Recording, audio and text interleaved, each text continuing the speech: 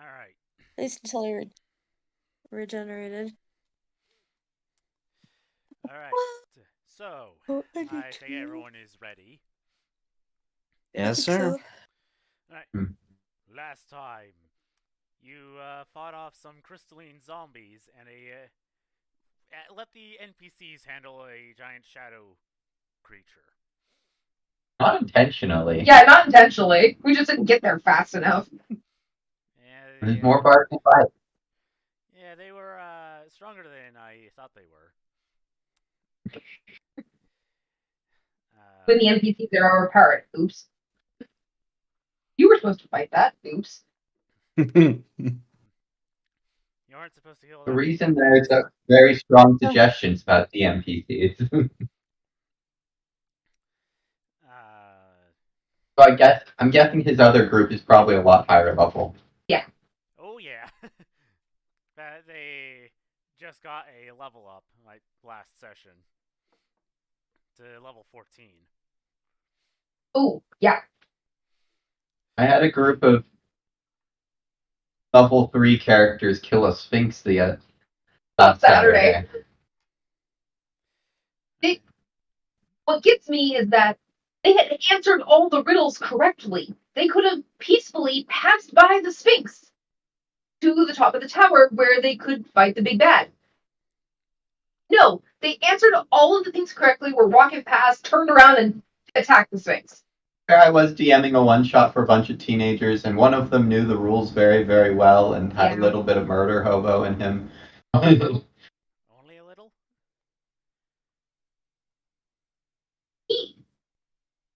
He convinced the other 6 players to do it.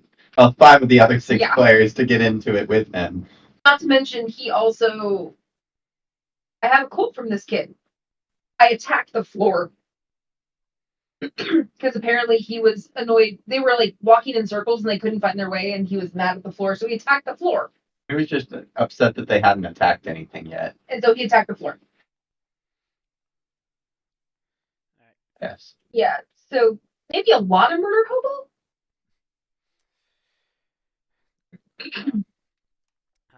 Playing barbarian.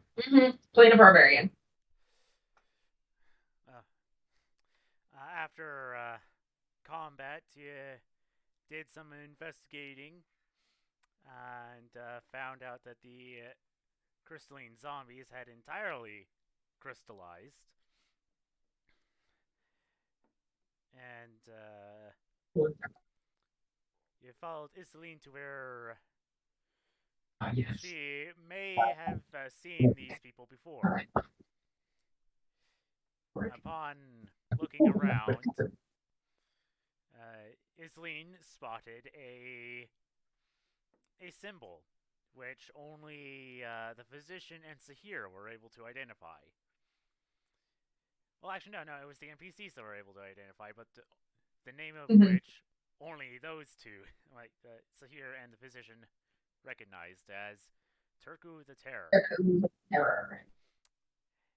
A cruel, or infamously cruel, information broker. And you decided that, well, the NPCs were not willing to go inside, that you were. Because the physician decided that he just had to. The physician was willing to go in. So I just spilled my chocolate milk, so... You were hanging out with the wrong crowd, for you. That's what you asked.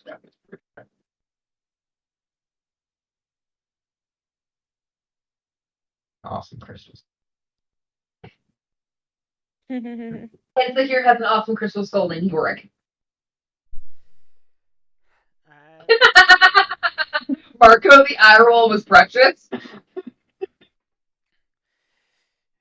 And this week you continue your search, but this time with the added destination of Turku the Terror's lair. Indeed. I don't want to go to Turku the Terror's lair. Are the rest of us following the physician? That's up to you to decide if that's what you want to do. Joan lets the physician get about like 3 paces ahead, does a massive eye roll, and then starts following. Here looks at Iseline. Are we really doing this? I don't want to, but at the same time, I think he doesn't have any weapons. Might as well help. I don't know. I don't want to do this. He's not prepared for this. But sit here, the diplomat. This is not a diplomatic. Would an information broker be nicer to a diplomat? Maybe you should just stay here. Don't get your hands dirty on this one. I mean, keep in mind, the level 13 NPC, the level 13 NPC and the level 9 NPC don't want to go in. Yeah, that. You don't want to go in where? Circuit of the Terror's lair, which is where the physician is striding off with purpose. Well, Oh, actually, yes. to be more accurate, I suppose the level 9 NPC doesn't want to go in, but the level 13 has some questions for that level 9 NPC.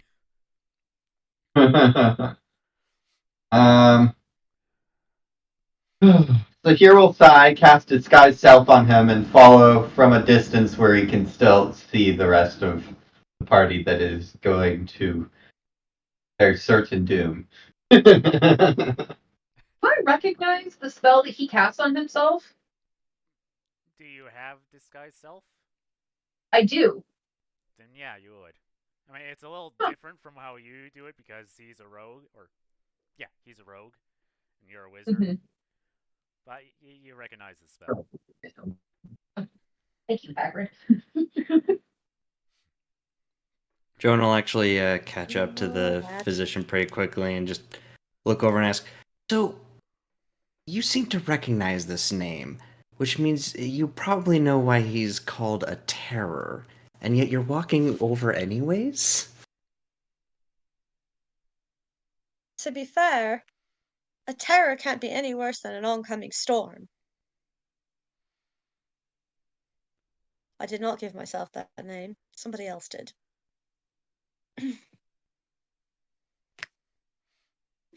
Actually, I want to do some insight on that.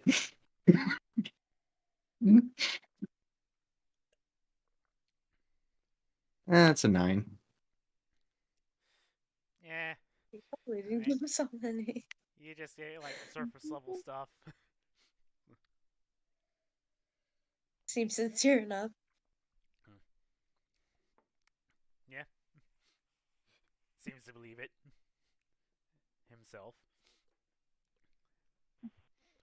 He definitely believes it. Somehow But not here this reassuring guy's at self all. made him look about as much shorter as the spell can make him look a little bit heavier as well, with and less Arabian and more Italian. Mamma mia. Alright, those of you that are looking for Turku's lair, go ahead, roll investigation or perception checks. I didn't grab my box. We did not go in. Find out how we're that could be fun. That's a 24 for perception. Honestly, Oh, boy. not bad. Whoa. Go, Joe. Sorry. Feeling.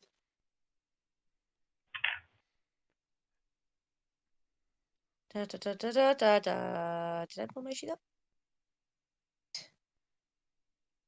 Also, Thinking more of an Wow. Italian chef, but I'm gonna roll with that hand. no Italian. Commerce. You have the ability Da, to da, da, da, da. not D&D fireballs, but I got a solid 10. Yeah, physician, You got me talking, man. Yeah. You think you know where you're going, but you really don't. You're just like confidently like strolling forward. Yeah, that sounds about right. A very funny image in my head. I'm sorry, all I rolling along is like, I know where I'm going. Are we Well, rolling to there's a find out where scene. we're going? There's this You're rolling where was he doing? He was with Donna because he was like, "We got to go this way," and she goes, "It's the other way," and he's like, "It's the other way." All right. Can I also He's roll done to it. find it? Anybody who's going towards the lair, yes. Okay. What is this? Investigate? Or perception. Whichever. Oh, my perception's no better, so. Oh, About a 14. wait. Oh, I thought this was just straight up. Okay, then it's a 13 because I didn't realize that's what I was doing. But still. Yeah, you're still like confidently going in, going forward. What was that, Sahir? 14. Yeah, you're just following them. Like you don't know where to look. Still following from a distance. Yep. What? Joan. You do like manage to like spot like like just barely like poking out into the moonlight, like what appears to be like a trap door underneath some crates. And with that 24, you also happen to notice like in the alley across the street, what looks like a pair of glowing eyes. So just like two white dots.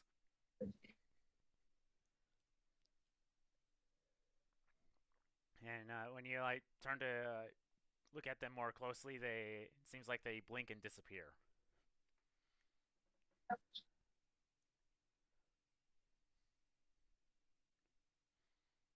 Okie dokie. All right. Who disappeared? This one. The people we were following? I mean, I guess I didn't see, so. If you No, want to do with you that, didn't. and would you want to kill the servant? It's gonna be I imagine as the physician starts walking past, Joan will actually like stop next to the trapdoor and kind of like do a very obvious cough. It's just like, I don't want to think of. It's probably down here.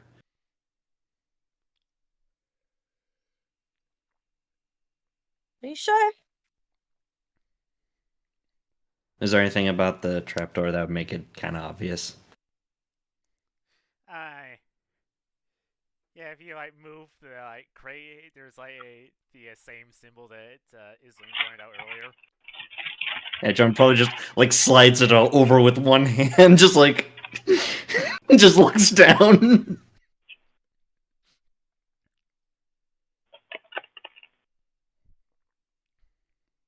I'm fairly confident.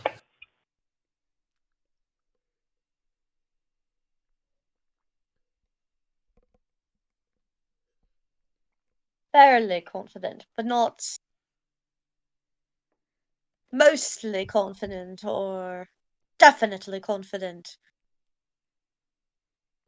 Well, it is labeled. I was gonna say, can I see the symbol at this point? Yes. Physician, I think is just underselling. She's just underselling herself. I don't know how you could be less confident. That's pretty. I mean, I don't know how you could be more confident. That's pretty obvious. Here's putting on this like most obviously fake Italian accent ever because he clearly can't do Italian. It's a spicy meatball. Why are you talking like that? Are you sick? Do they even wait? Do they recognize him with the disguised cell phone? That's my question. Though, for clarification, since I did not, just in case it was not clear that I did not roll, I stayed with Taru and or sorry, Tora and Avery. Yeah. I stayed behind. You're actually doing the smartest thing. I'm doing the next smartest thing by making sure that I'm the first one closest to the exit. It's also not showing your actual face. Yes. Oh, the things I know that you don't. Although my spell save DC is not very high. Well, I think with disguise, well, it should say in disguise self if there's like a check that needs to be made. I mean, Yes, it says that the changes wrought by the spell fail to hold up to physical inspection. Like if you added a hat to your outfit, things would pass through it. It also says to discern that you are disguised, a creature can use its action to inspect your appearance, must succeed on an intelligence investigation check against your spell save DC. I don't have disguise self. I have alter self. Yeah, you have the better version.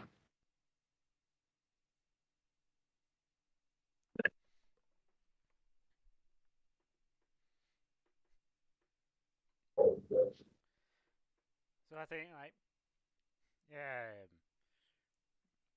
just at like first glance, Joan and the physician wouldn't recognize you, but as soon as you start talking, like, and hear the your voice and the obvious fake accent, then they'd be like,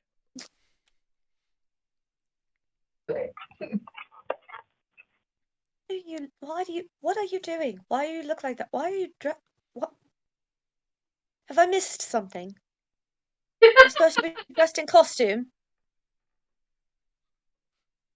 If you missed anything, it's only the danger of where you're trying to go.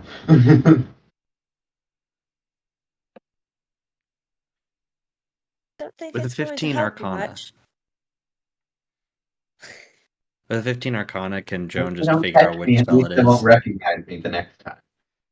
yeah, That's the idea, at least. yeah, I'm pretty sure to identify spells, it's 10 plus the spell level, which I think disguise self is the first level, so I think that does pass. Yes. Cool. It's kind of like looks over, is like, ah, yes, disguise self. What you're doing? You're not a wizard, are you? He isn't. Depends on who you ask. Good. Well, don't make it a career. I'm very glad that Islene's not here to hear this. He's already insulted me by But no. calling He's not. elves horrible. He's not insulting wizards. He's just saying you're not very good at magic. Please don't make it your job. Don't That's quit your what day he's job. saying. Yeah. Exactly. Okay. Like, At the stick same to the time, cooking. You're good at that. At the same time, though, I wonder if Islene would see it as an intended insult because of what he had said about elves before. So, I don't know. I mean, it's not like the doctor is known for his tact all the time. Joan will lift up the trapdoor and kind of like offer an arm, like, after you, physician. And I'd like to, I don't know, would it be an investigation check for figuring out what those eyes were? I mean, you're like halfway through the alley that you're currently in, and that was across the street. Mm-hmm. So that's kind of, that would be a perception check, but given that that was also in the dark, it's going to be with a disadvantage since you don't have dark vision. Okay. Oh yeah, the only human up there. My perception modifier can't help that. I think I also just wasted my first natural 20 of the session, so. Dun, dun, dun. Wait, what was the roll? Uh, Wait, yeah, disadvantage. So 20 and a Those guys. 3, so. Oh! Ooh. Okay. I'm gonna go wherever he was pointing me. She was pointing me to. Just was it a hole?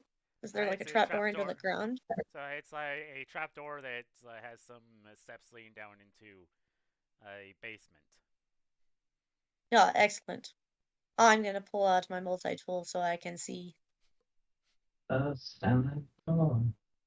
Jonah look back at Sahira as the physician's going down. So, do you want to still stay in the back, or do you want to go next? I've got your back. All right. And Joan will head down after. Oh, you know what I need to do? It's you. Down the steps, you first encounter like a. It's like 5 feet before there's another door, and on the other side of that door is a hallway.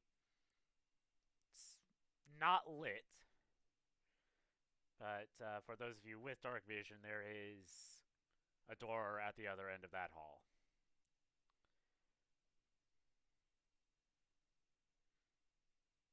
Noted.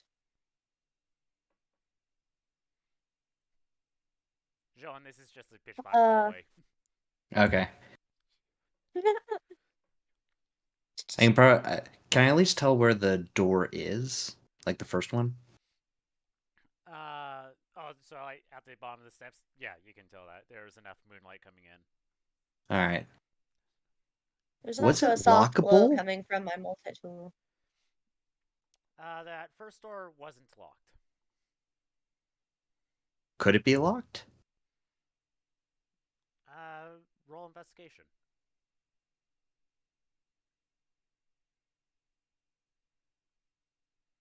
It's a 23. Yeah, there is a locking mechanism. Good to know. I'm going to walk up to the next door. Try it out. seeing our Joan investigating this door, I say, is it going to lock us in, or are we going to be able to lock things out? So that would be to lock things out.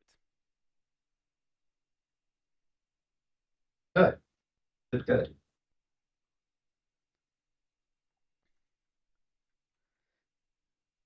Joan falls after the physician. Right. So, physician, when you get about halfway through the hall, there's like you're not like picking up your feet. You're just like walking normally. Yep. You get about halfway through the hallway. You feel like there's like something pressing against your legs before you hear like a bell sound.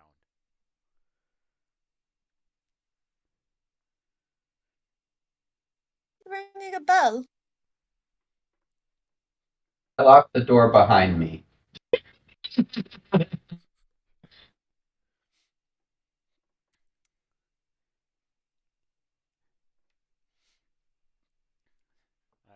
All of you heard that bell, and it was coming from the far side of the hall. I don't think it's the dinner bell, so it either means that we're going to have company or company knows we're coming. It's at least the second one. True. Why is there a bell, though? Seems a little odd.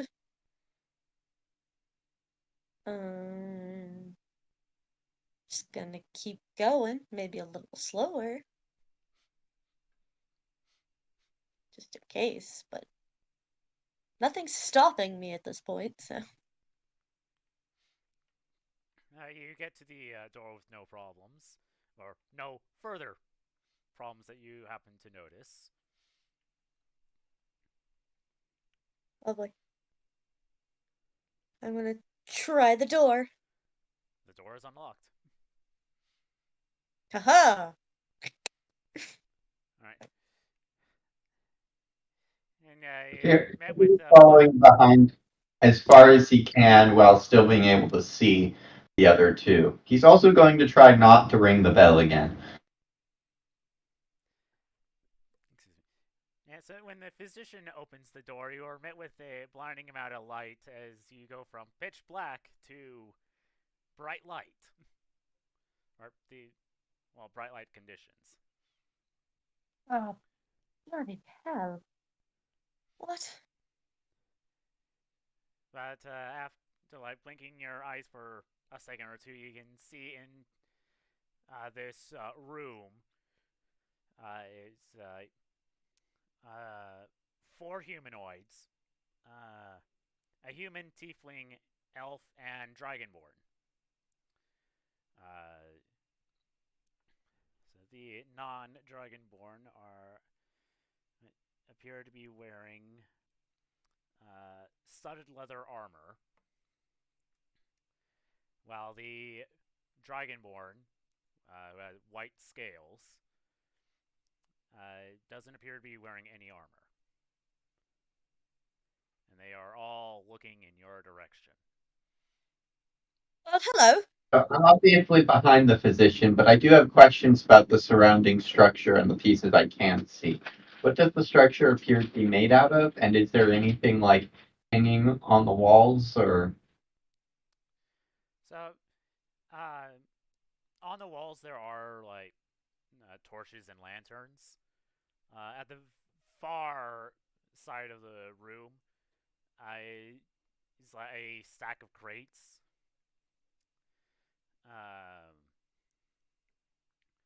On the right-hand side of the wall, it seems like the ground like dips down slightly and goes off into the sewers. Though, well, yeah, or whatever sewers this place has. There's a significant amount of water coming out of it. Like there's a full-on pool and a open grate. What is the structure made out of? Best I can tell, is it like, do we have drywall next to us? Stone, wood? Stone, like stone bricks. Awesome. Thank you.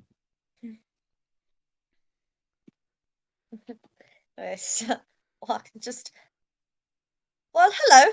I'm the physician. And you are?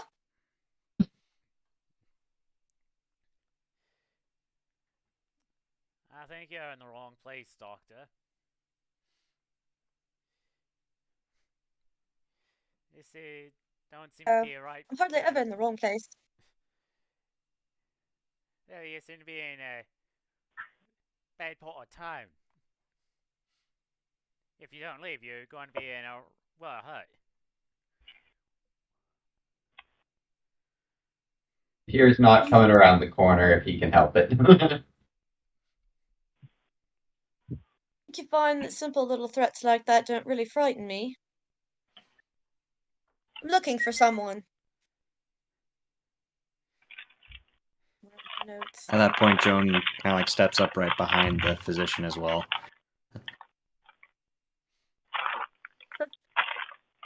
Yeah, like just looking over the shoulder, like, what's going on? Yeah, so you you can see like these guys are the non-dragonborn are like reaching for, or they have their hands on appear to be scimitars.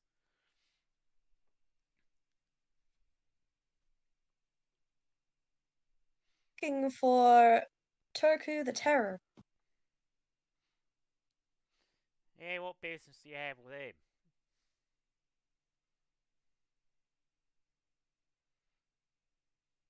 I don't remember because I didn't write it down.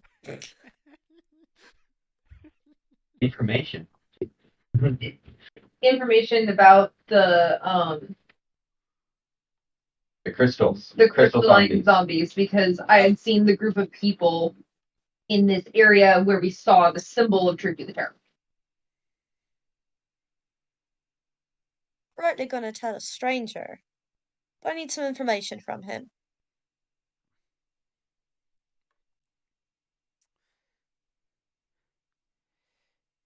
I happen to be in the right place. So, Excellent. anyone who comes walking in here is just asking for trouble.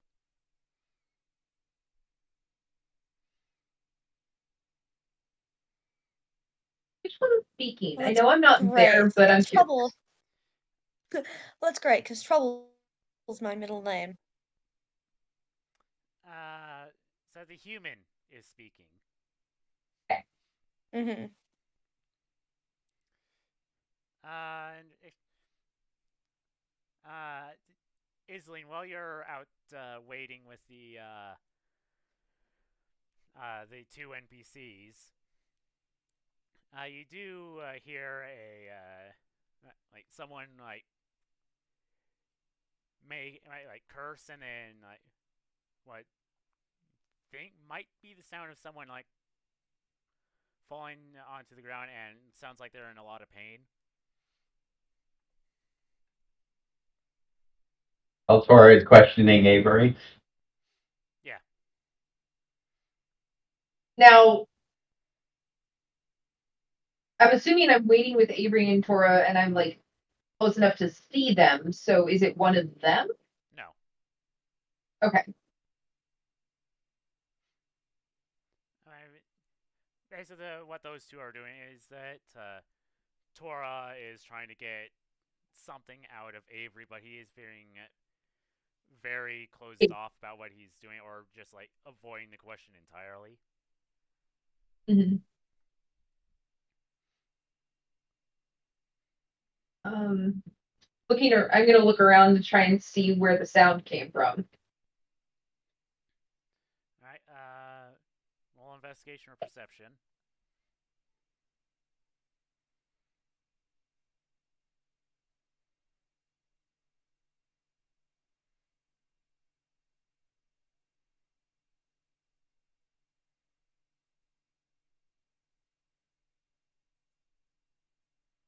Mm-hmm. 12. The only thing you can tell is they came from the same direction that the rest of the party went, but it wasn't one of their voices.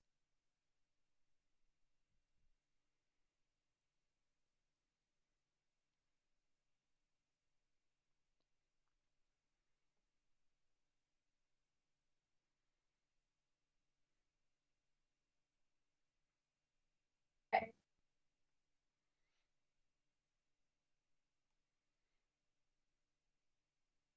I'm gonna look over with where Tora's trying to question Avery. It's like, is Tora? It sounds like somebody's in distress over there. It doesn't sound like one of our people, but it was in the same direction.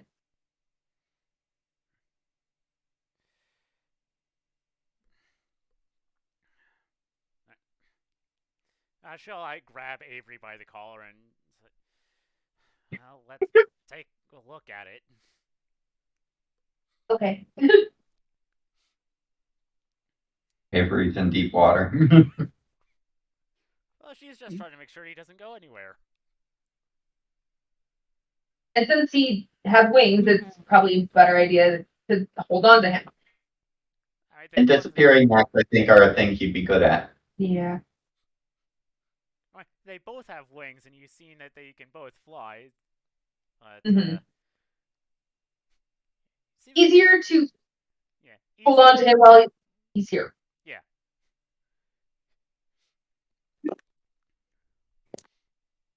I'll fall in line next to her and Avery as he's being dragged along. Yeah, you can tell that Avery's like trying to like resist. Like he doesn't want to be walking in that direction, but yeah, someone's holding onto his collar, so. All right. Okay, so at this point,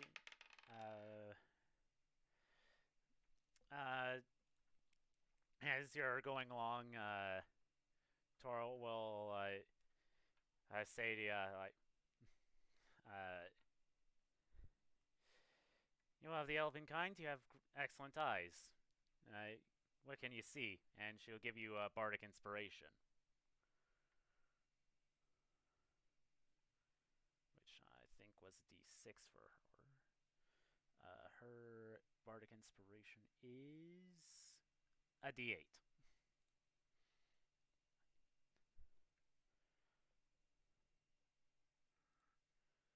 Let me again a bardic inspiration. Good to add that to the new roll. Excellent. And what am I rolling? D8. What? Check. What? Is again like perception or investigation. Okay. 17. So, Thank you for that. so you walk by that trapdoor that has the symbol of Turku the Terror written on it, but you can see like on the street, like on the other side of the alley across the street, you can see what looks like a trail of blood that leads back into the alley. Great. Well, there's a trail of blood leading back into the alley, which doesn't bode well.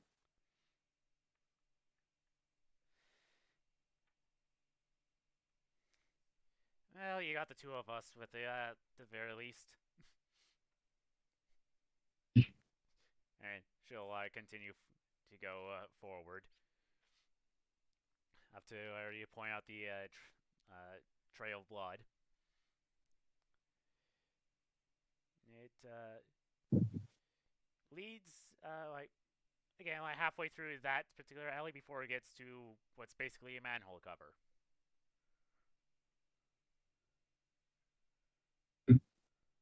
Okay. So it leads to that cover over there.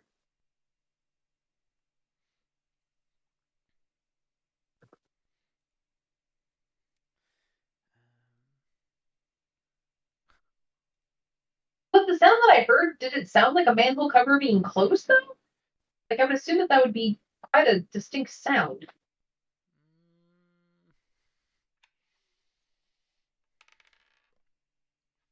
Yeah, you would have heard it. Okay. It just happened at the same time that you were trying to get Tora's attention. Gotcha.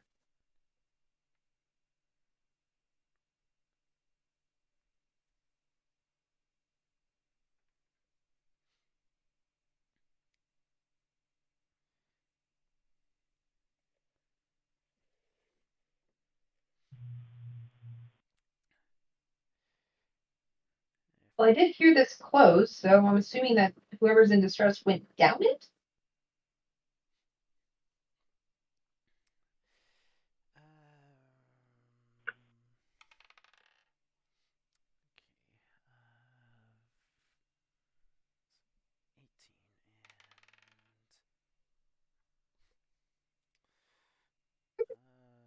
Right, but that.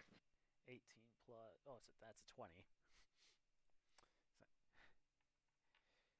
Everything.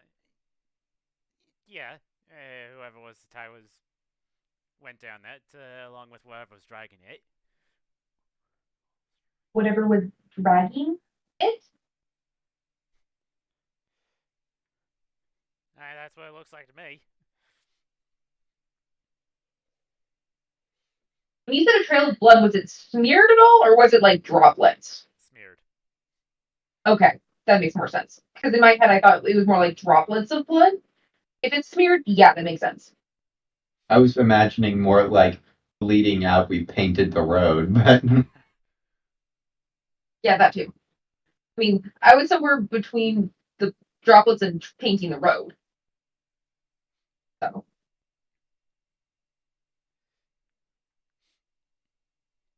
Should we try and see if we can help?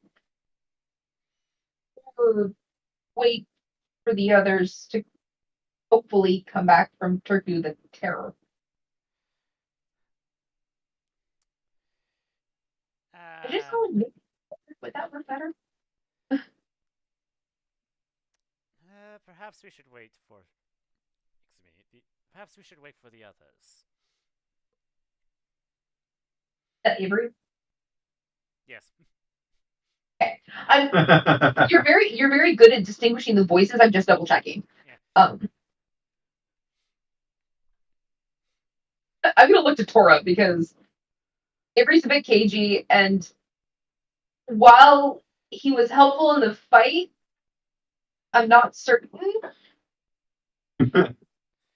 Avery's very upset that his buddy has left him alone.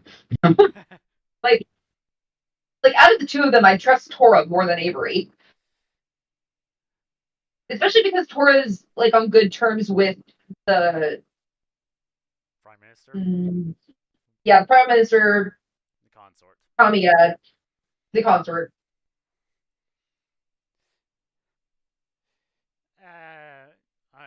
Tora looks back down the alley that you just came and said,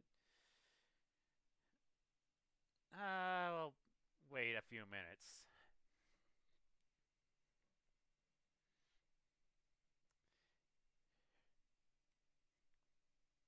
And back with the other group. Meanwhile, in the dungeon. What was the last thing that was said?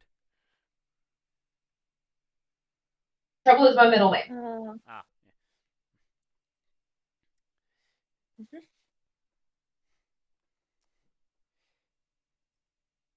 Look, I don't think the boss would appreciate the kind of, well, if trouble's really in my name, you better be ready for it. His boss ain't going to be happy when he gets here. If the physician isn't enough for him, just let him know the oncoming storm is out here. Maybe that'll catch his attention. Make it rain. As you're saying that, you can hear like a sloshing sound coming from like where the drain is. But I hide myself like behind the door that they've presumably left open at this point, so I'm still not obvious, but I have somewhere to hide if things come back my direction. Well, did John and the physician walk into the room? They did, yes. I did not. No, we're just standing in the doorway. We're not really in the room. Like I kind of have an image in my head of the physicians like holding onto the doorknob and Joan just kind of like peeking over his shoulder. So you probably have a pretty good body shield between the two of them. Fair enough. I didn't know if I could hide myself, but if there was an opportunity, I was going to take it. I mean, you can. But if they're standing in the doorway, it would probably be too hard to manipulate it to hide behind it in case somebody was coming back my direction. I mean, you can still roll stealth, and since you're kind of in the dark, I'll take the invitation to roll stealth and hope I don't fail miserably. Yeah. Ooh, 20. Yay! Yay. You managed to like squeeze like by Joan and the physician to take cover in like behind the doorway Without drawing attention. Hopefully. Yeah, so you're fairly confident that you aren't easily spottable just yet. Yes. So from the grate on the side of the room, you'll see what looks at first glance to be a kobold. Except whereas most kobolds usually have draconic looking appearance, or a draconic looking appearance, this kobold looks more crocodilian. He like walks like out of the putrid water. He's got a shield and to the uninitiated, what looks like a spear with a 18-inch spearhead.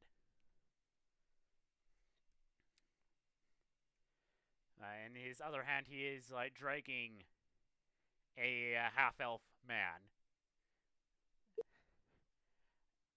and like walks to the center of the room. The other people, like they part from him, like giving him plenty of space, and appear to like give like some form of respect.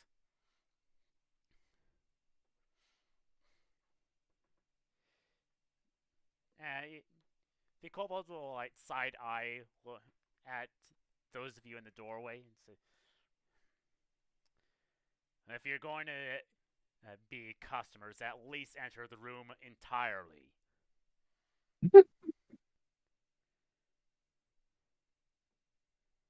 And if we're not customers? Then leave.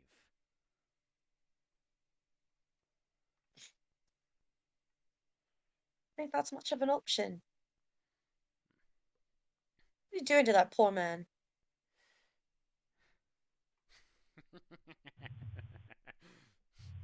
And I'll like toss him forward.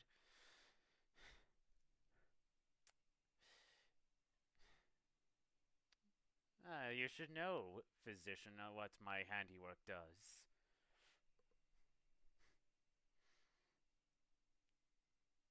Gotta say, don't approve. I know you don't. But I don't care.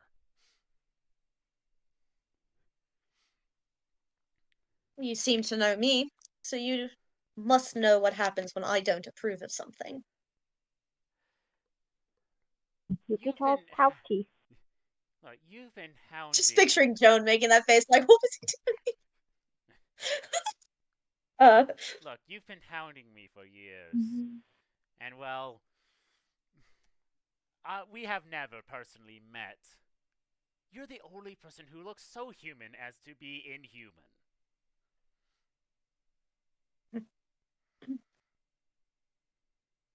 Fair enough. And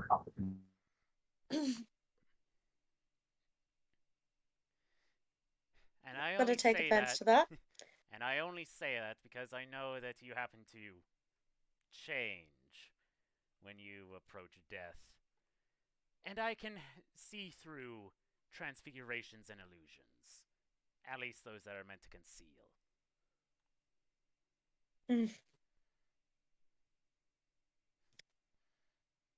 Well, good for you. Here. Proud of you. But Look, I only came to get some information. well, unfortunately for you, there's a queue forming. I think you're gonna find that you'll want me at the front. I don't like to be kept waiting. Yes, and this man has information that I need, so you're going to have to stick with being second in line.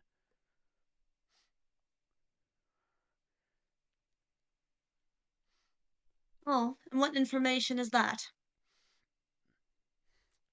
I'll look away from you towards the man. Yes, what information indeed. Now, little man,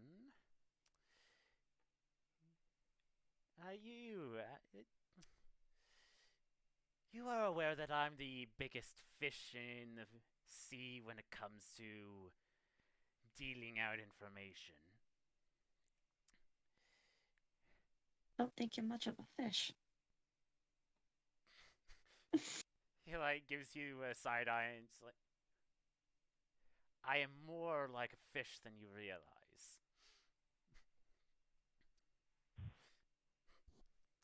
What can I tell about the half elf, actually?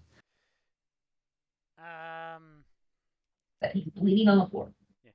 He's bleeding on the floor, his clothes are dirty, and he's got stabbed in the thigh. How fast is he bleeding out? Sorry, I'm not there. That's kind of what I'm doing right now. I'm like, I'm intentionally not able to see all of this. I'm not going to pretend like I can.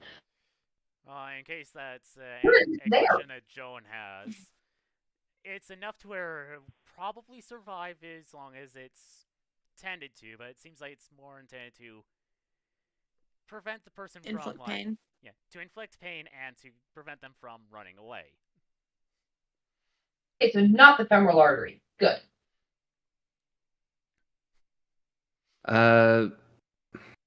Is there anything about the clothing that would imply that this person in particular knows something, or is it just run of the mill? It's you appears run of the mill.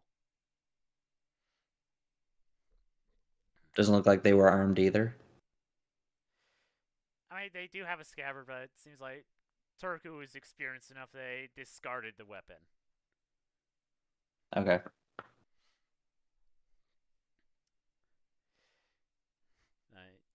He turns his attention back to the man. Now, think, my fly, think. What would it be like if someone of your caliber started selling my information? I'd start losing customers. I'd go out of business. We wouldn't want that now, would we? Why are we quoting a film?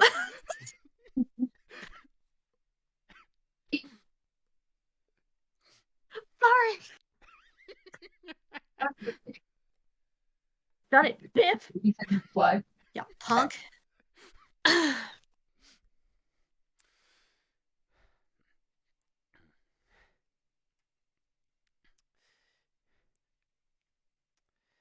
Yes, I can't have anyone selling my information at lower prices. Well, Otherwise, sounds like capitalism to me. I don't see a problem with that. I'm running a criminal monopoly here.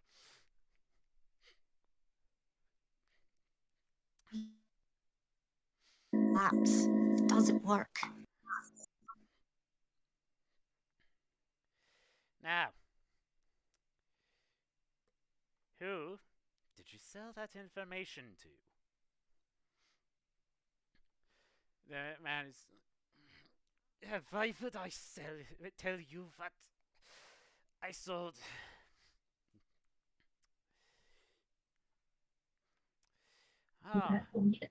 Because otherwise things like this might happen. He takes his spear and plunges it through the guy's foot. I'm immediately going to go over there and step in between them once he's pulled back. As you step forward, Turgu will fling his hand in your direction, and a series of tentacles will sprout forth in between the two of you. Okay. I assume that's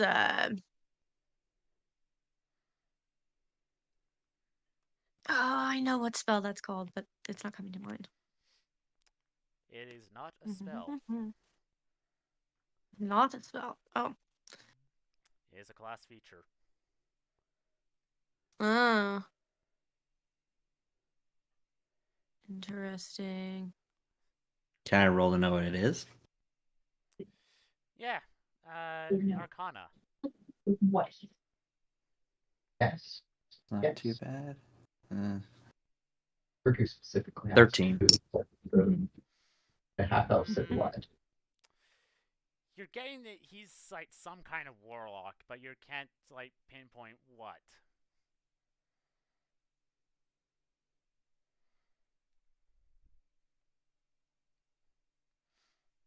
Their favorite enemy, a thief or something.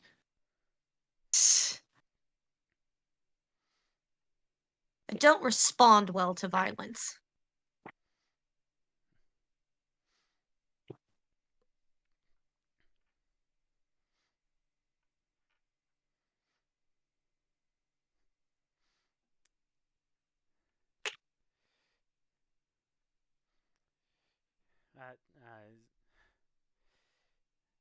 He does that, and then the room, or at least there seems to be an aura that grows around Turku as he kind of gets darker, almost darker. And there was already a smell of rotting fish in here, but that smell becomes really raunch now. And it almost seems like Turku gets covered in a swarm of flies.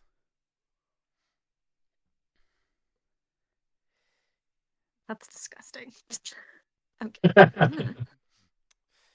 Yeah, so let's go ahead and mark that thing off. Cloak of Flies.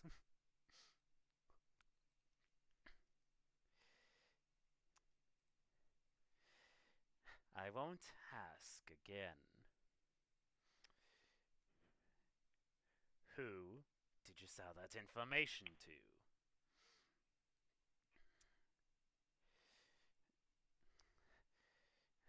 Otherwise, you're going to die pretty quick there, little friend. I do the one minor telepathic thing I can do and see if I can get some surface thoughts off the guy on the floor. Yeah, so the surface thoughts of the guy are, oh shite, oh shite, oh shite. This guy is terrifying.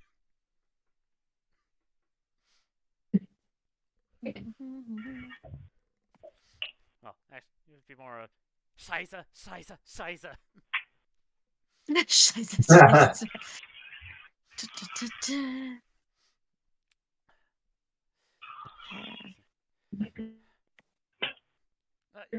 I don't know who it was. I don't know who it was. They were disguised. The only thing I can tell is that it was an elf. And Physician and Joan, you can see like Turku like he squints before he like hits the guy with the back end of his spear. Walks over towards the crates. And he like sits down on them as if he were like sitting on a throne. And I patch him up.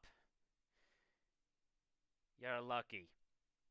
If that information is tied to a certain client,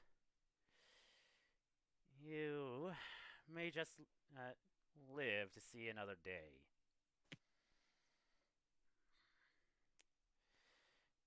Now, physician, you wanted information? You girl, are you with him? At the moment, Get into the room I don't fully and wanna be close the door.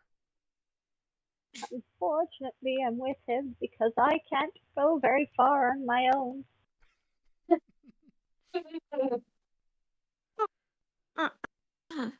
Megan just voicing whatever.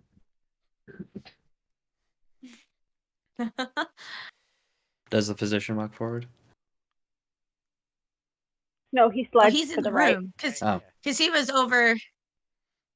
He would step in between Turku and Myk'Isle on the He floor. tried to. He tried. Yeah. Before Turku did warlock magic stuff and said no. He's very much got the David Tennant Doctor angry stance with the closed fists and the glare and the. So yeah, Joan. Right now, he really needs his angry eyebrows. Joan fully walks in and does close the door. Like Ron's eyebrows. Did we We just said lock already. our other companion out? That's what I was just wondering, like, which side of the door is you're on? I wasn't on the side that anybody would have seen me, so yes. Does the door I'm closing lock? I'm not in the room. I guess I shouldn't have said locked. Just closed. But still, we closed him. Lock. It is still open as far as you can tell. Awesome. Now, I know I do. Can I hear anything after they close the door? roll perception.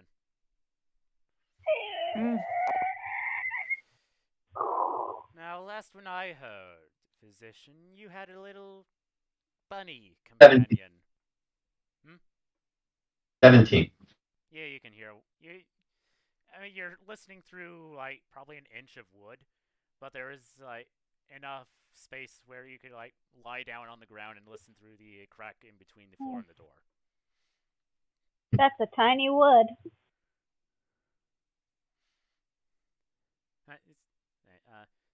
Physician, I heard you had a little. Last I heard, you had a little bunny companion. Do you still have them? If you know as much about me as you seem to know, you'll know that my companion's changed. Clearly, I have a human right now. I mean the stuffed rabbit.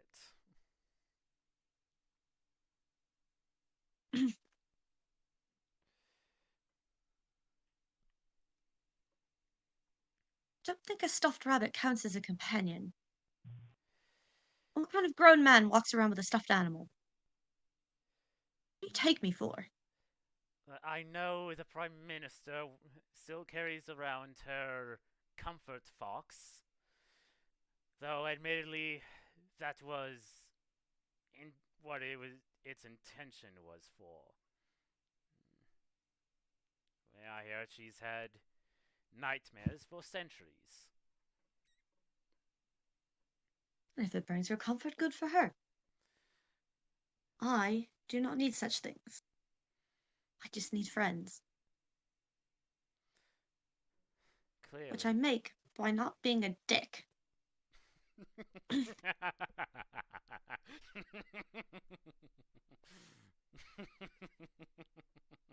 Did it work for his first face? No, but nobody else needs to know that.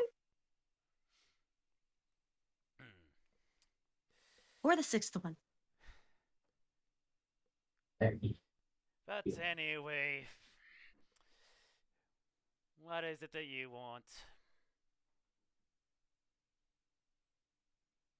We were just at a circus and got attacked by crystalline zombies.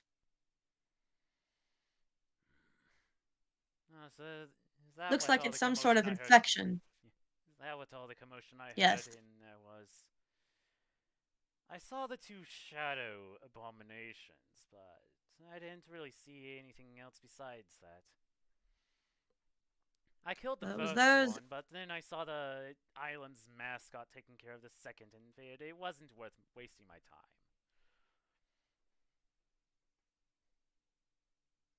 time. Anyway, the crystalline zombie things we can't... It looks like they were created by breathing something in. Have any idea what could cause that?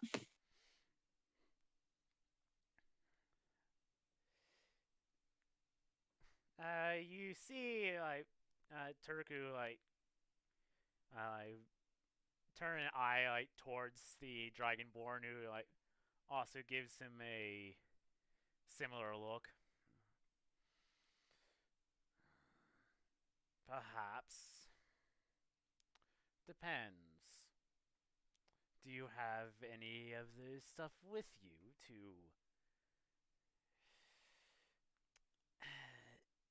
for a better examination?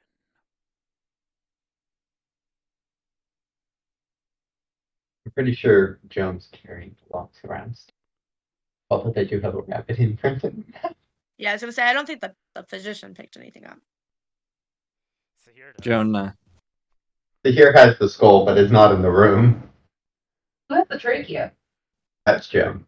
Yeah. yeah, Joan Joan pulls off her pack and pulls out the hurriedly wrapped remnants of the lungs. But it's gonna have the bunny imprint, and Turku's gonna know the physician was lying about Clara. It's just a circular hole, it's fine.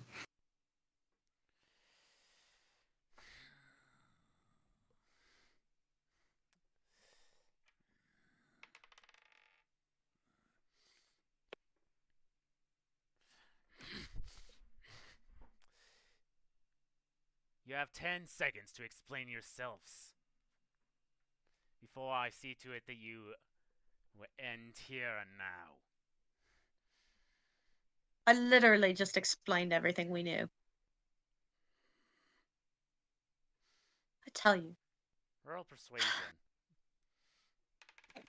You want me to roll persuasion? Ooh. Flattered. Okay. Help action. How are you helping? Help action. Well, Joan would kind of just look up at him like, seems to be a very overreaction to a rather inert material, unless, of course, it's something else. Can I give you a 30? Yeah, you can. Hey, like I said, one of my players has a floor of over 20. So she.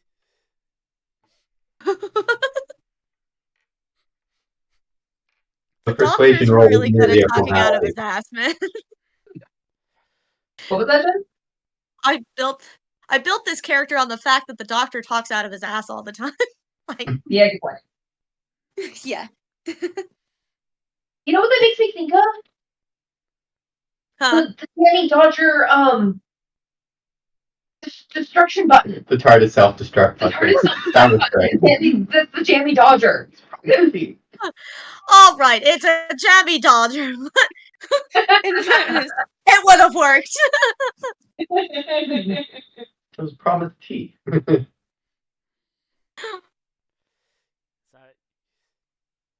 So you can quite evidently see like his anger just continues to rise as he like squints harder at you. Perhaps you're telling the truth, perhaps you're not. But what you are doing is risking an epidemic. Or at least, perhaps a pandemic would be more accurate. Shard scale is what it's called, and it's particularly deadly to those with scales. Can I see if I know what that is? That would be a medicine check or Arcana. I'll roll Arcana. That's Yes, Joan's 8. favorite check. Oh, that's so sad. Oops. Hold on. Sometimes great skills still can't help bad rolls. 20 for medicine. So, Shard scale is basically the dragonborn, kobold, lizard, full Yanti equivalent of smallpox. Ah, Ha! Smallpox. And smallpox before the vaccine. yeah, before Salk. Yeah. And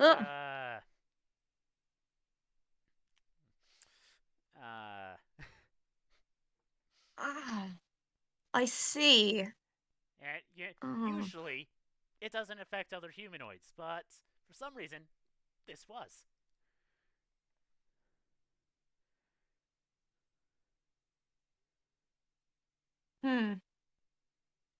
Somebody's tweaked it then.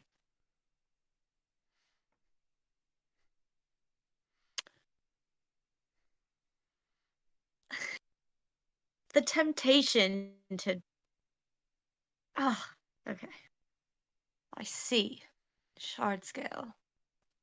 So how come it's affecting non-scaled types? Because from what I understand, the people who became zombies were definitely not lizard folk of any kind. Don't see. Well, that's an excellent question. A question I would also like to know the answer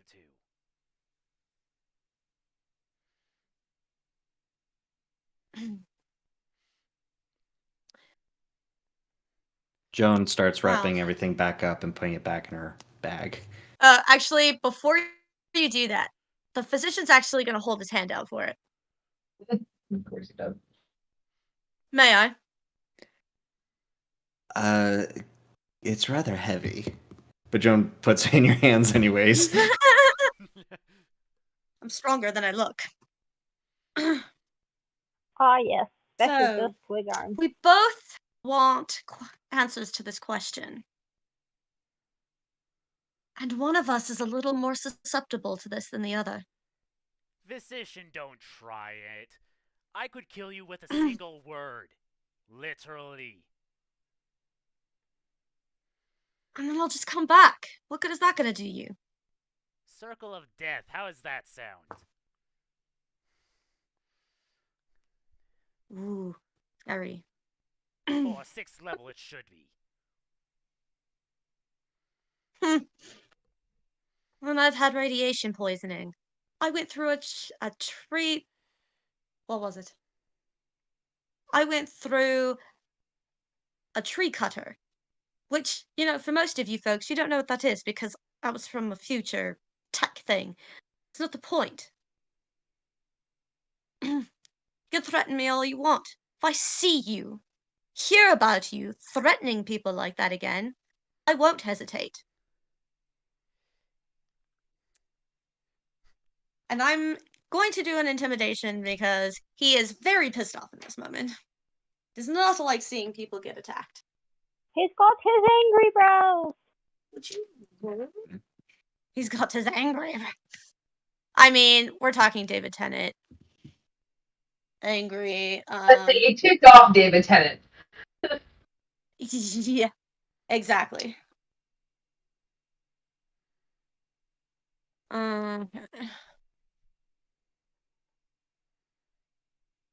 22.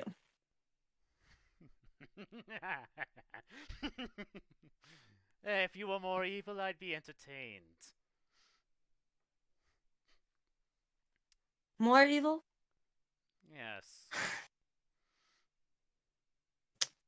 I destroyed 2 entire races with the snap of my fingers.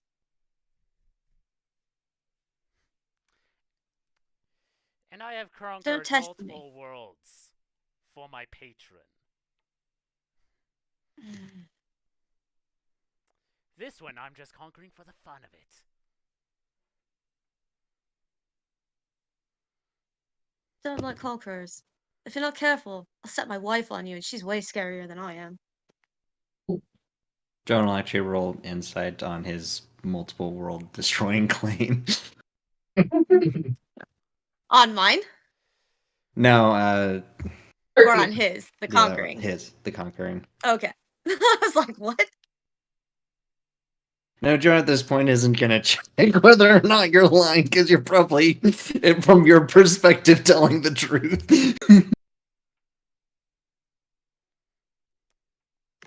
It's a 16 on insight. So how does that sound against a 15 plus 11 on intimidation? Joan is pretty intimidated. Rum just realized who they're messing with. So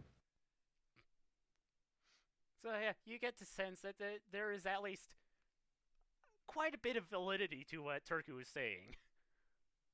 I also feel like the doctor and Turku, probably wouldn't actually, they're, equally stubborn enough and probably have heard enough about each other that they're mostly just, testing each other at this point. So let me tell you something that one of my players said about Turku. Uh-huh. Out of character, love him. In character, hate him. No, lots of characters like that. In both terrified? I mean, and I'm not even there. Aura of terror has overtaken easily. Hey, he earned the epithet, the Terror. I'm so glad I'm not down there. So glad I'm not down there. Oh, God. I mean, he may have committed regicide by casting plane shift and bringing that guy to the elemental plane of water. That would do it. We've got regicide and genocide and but Actually, probably at this point, like Homicide. if the Suicide. physician isn't even remotely phased by this, Jonah's probably realizing, oh, this is a unstoppable force meets a movable object situation, isn't it? This is currently two demigods mouthing each other off. And actually, that instance of regicide was the context for where that player said he both loves and hates Turku. Gotcha. I mean, that's funny. the guy showed up in a mech, like just like walked out, got his partner. Meat grinder. That's what it was. Thank you. I got his Grinder. partner like interplanally arrested at the same time that he was like intimidating this country's equivalent of the Pope. Right before he like casted plane shift and shifted them both to the elemental plane of water. And he can Turku can breathe water, by the way. What's really funny to think about is how many of these worlds did he conquer and then the Doctor unconquered them later? Doctor came It's just back and forth. It's become a game. In which so many. And it has now come to an end. Alright, Iseline. I don't know. So, while all this has been going on, you hear like Tori get more frustrated. Agitated, impatient. Until it get like Avery like mentioned something about like buying some information about her. At which point she gets like very angry and like grabs him by the collar of his shirt and like drags him over towards the trap door that you walked by earlier. And it begins to go down. Do you follow? You do follow?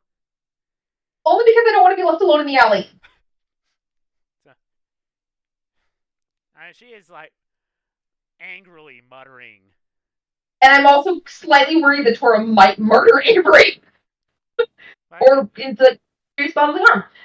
I just remembered that I locked the door behind me. Yeah, so I gets to that door, like tries to open it, but is just don't have time for this. What spell would she choose for this instance? Violence.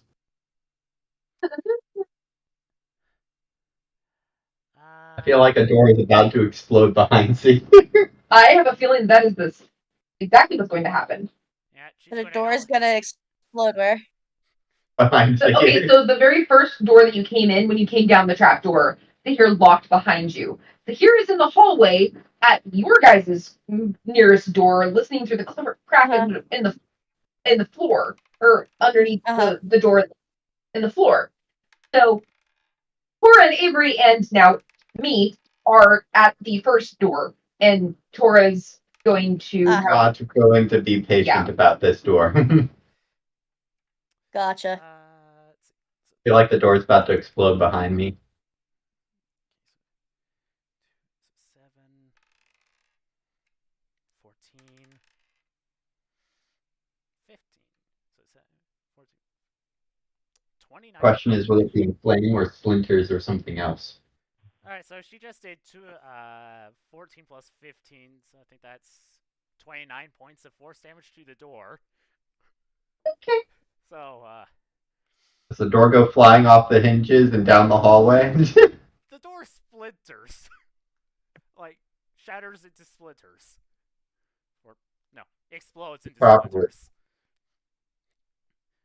So, so here, as you're like on the floor, listening through the crack between the door and the floor into the other room where the others are,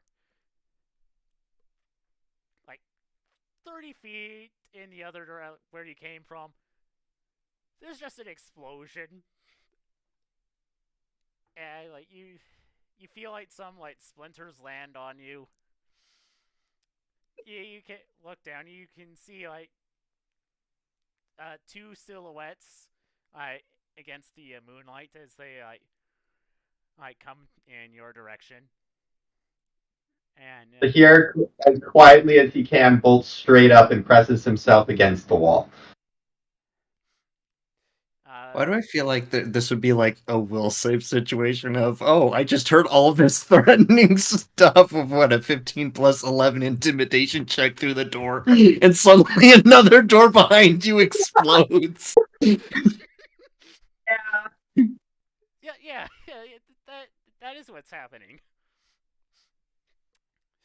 The two of you.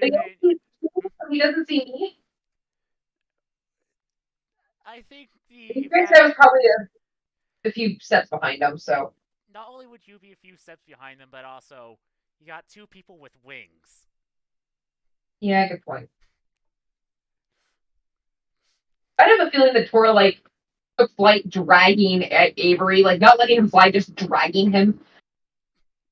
Yeah, it's an angry drag. Angry drag.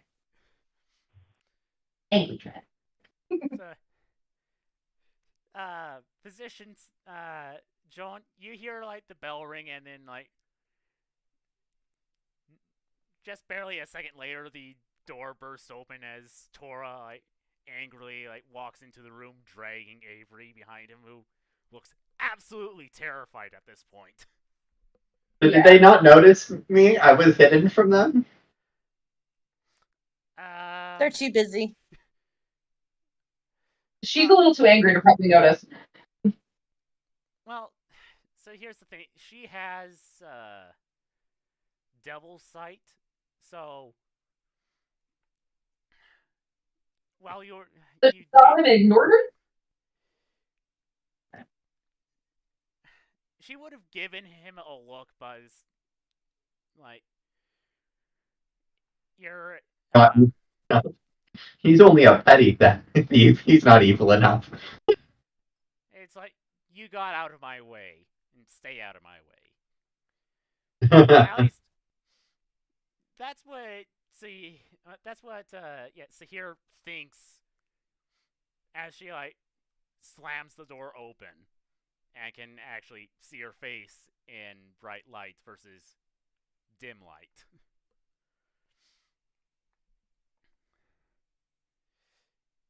She bursts in and says, Turco, you sold information on me to this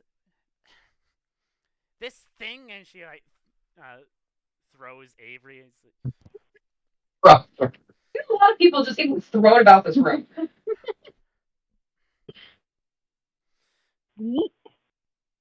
Yes, that I did. That little scratch that laugh. Oh well, if it isn't little Tiger Village. Of course I sold information on you. You have a big price on your head. And, look, really, instead of getting angry at me, you should really be relishing in this. The more fools coming after you, the more they pay me, and the more that you get to not let your fighting skills get rusty. I want to see him see her hidden just for the audacity of that argument. But I don't think that's going to happen. So, this is out of character, by the way. If Joan wasn't so intimidated, she would be exactly doing that.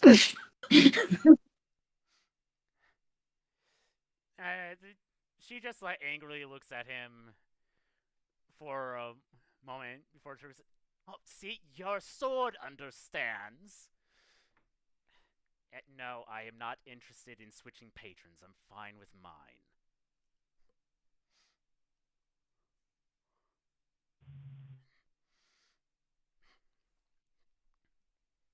Is that her or the sword talking? That was entirely Turku. Oh. The sword's trying to. Turku's to the sword. Okay.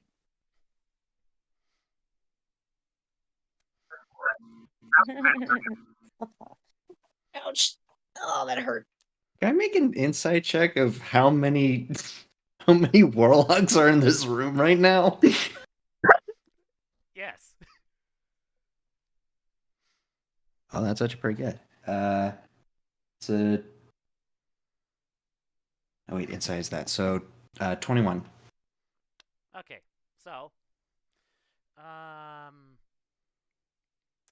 just Tora and Turku. I don't think any of the rest of you are warlocks. The three lackeys, the three non-dragonborn lackeys, are not warlocks. The dragonborn seems to have more sorcery, and with that kind of roll, you now know Turku, fathomless warlock, extremely high level. And you think that Tora might be, what is it?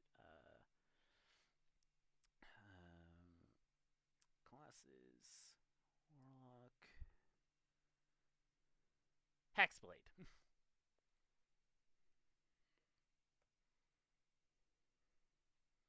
Cool.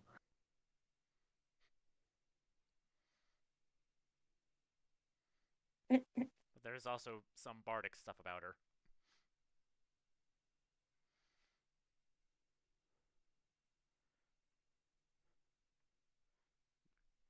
I feel like that during this, I'm like scrambling down the ladder and like picking my way over shards of wood, trying to follow Tora, but also like really scared to be where I am. But I probably see the light at the end of the tunnel. Do I cease to hear?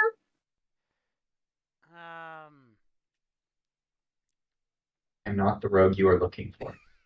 Thank you, Mr. Droid. I love you. I mean, Sahir is hiding more from the people inside the room than he is people behind him. And Yeah. I can't imagine there's much to hide behind me either. Yeah. Exactly. So that's kind of why Tora was able to see you, because she can see perfectly out to 120 feet. There's nothing between you and her. Yeah. Avery didn't see you until the door was open, because he has a passive perception of 20.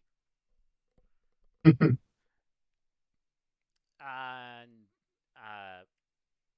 Iseline, since you have dark vision, there's nothing in between you and Sahir. So yeah. Okay.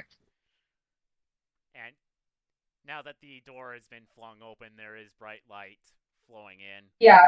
He's Busting and hiding behind the door.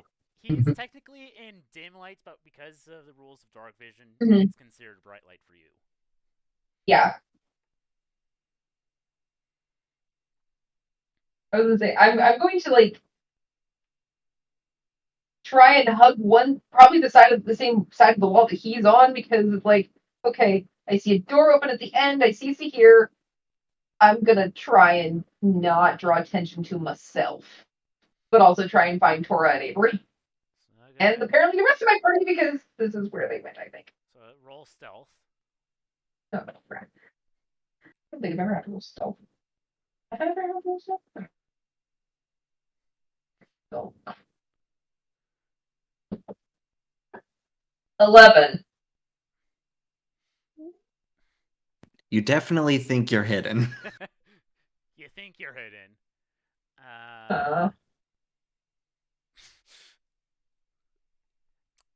Just barely. And like when she gets close, Sahir looks at her and is like,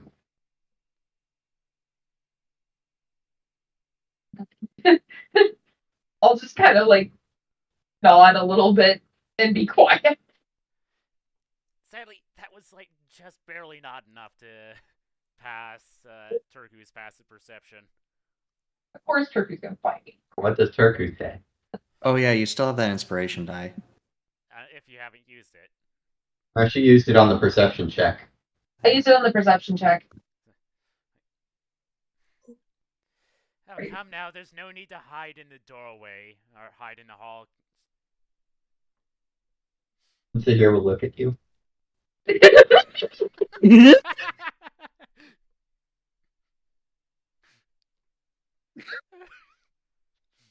What kind of mouth did you?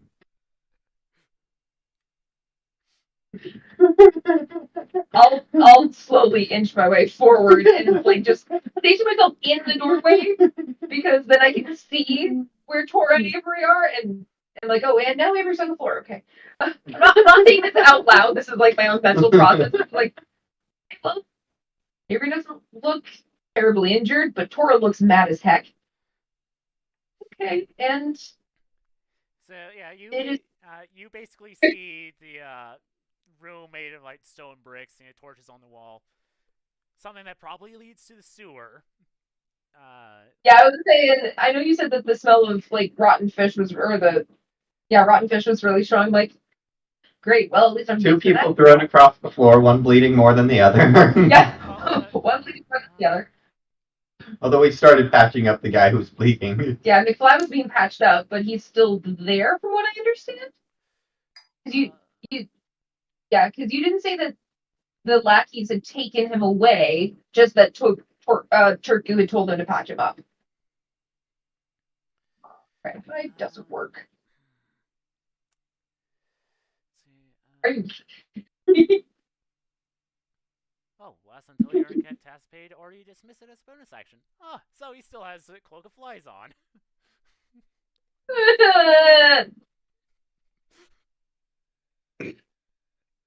So technically, that intimidation check should have been made at advantage.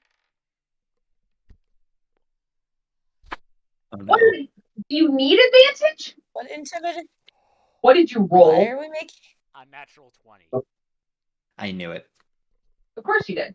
Who are we intimidating now? Me? No, so Why are we It intimidating? was for the one on Joan earlier for conquering multiple worlds. Oh. So that's a 31 for intimidation against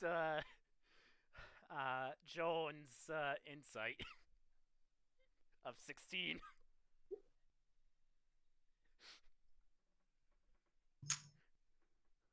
Joan is currently non-functional at the moment. Oh no! I'm imagining at that point it doesn't matter what the hell I roll. It's just Joan is practically catatonic at the moment. Just I can't. I'm not gonna do anything. Don't do anything. He won't do anything. If I don't do anything, he won't do anything. Crossing my fingers. Everything he does is movement based, right? That honestly sounds He can only see me if I move. like it's a wonderfully horrible anxiety loop in a way. Because it's like, if I don't do anything, then they won't do anything. But if they do something, then I'll have to do, and like just going around in our head, like I know how that feels, and it's fuck. I'm sorry, Joan. If I move, do I die? Joan is just blue screening. Error, Oh, error, That error. one's broken now. This isn't even recalculating. This is just error. Yeah, you do see like some of like a human and a tiefling like patching up a wounded like half elf who's drenched. And there is like not only a trail of blood, like smeared blood, but also like just wet ground leading from that sewer entrance to where the to the center of the room. I was gonna say, like, yeah, I don't know if I really want to say anything at the moment because creepy, scary man in a cloak of flies. A But I can't. a kobold that appears to be cloaked in flies, just sitting on a bunch of crates as if they were a throne. Yeah, I was gonna say it's like I'll move into the doorway and like look around to make sure that I can see my companions and who I was looking for, and just kind of quietly stand there. I mean, they're all just kind of standing there.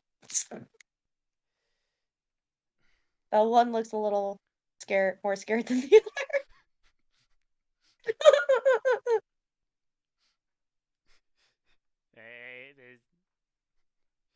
Turgo has gone into a more relaxed state ever since Torlight burst in. Looks like he's not even paying the physician any real mind anymore. Well, the physician isn't paying him any real mind anymore either, because he got distracted by them bursting in. They're both kind of like standoff. Oh, hi. What are you doing here? Xavier gets thrown across the floor. And what did he do? Their Mexican standoff Pretty much. got interrupted.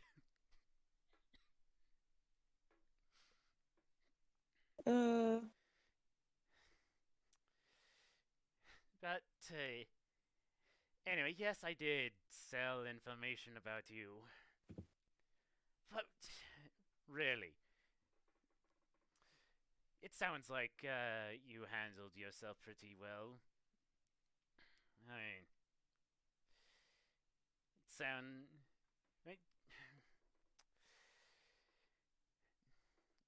you are experienced enough to handle yourself pretty well. And it's not like you don't have the protection of the Order of the Swan or the Prime Minister and her girlfriend.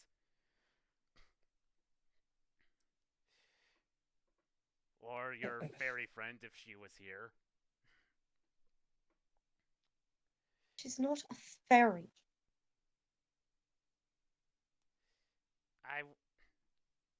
Who are you talking about, physician? I don't know. Who are you talking about? I'm all distracted because we got people running in here. It's George! Hello, George! The rare appearance. How did it get all the way over? You know what I love? He Hi, timed Ivan. that. He popped in just as you were talking about how things got confused because we had people rushing into the room. It's my fairy friend. Hi, Ivan. I just stopped on to say hi and bye. I'm going to bed. Okay, hi, But I bye. do exist, and I recognized it was Thursday, so I said hi. Yay! okay, hi, bye. You're doing better than most, so. Considering it's technically Friday before I realize what day of the week it is, I'm great.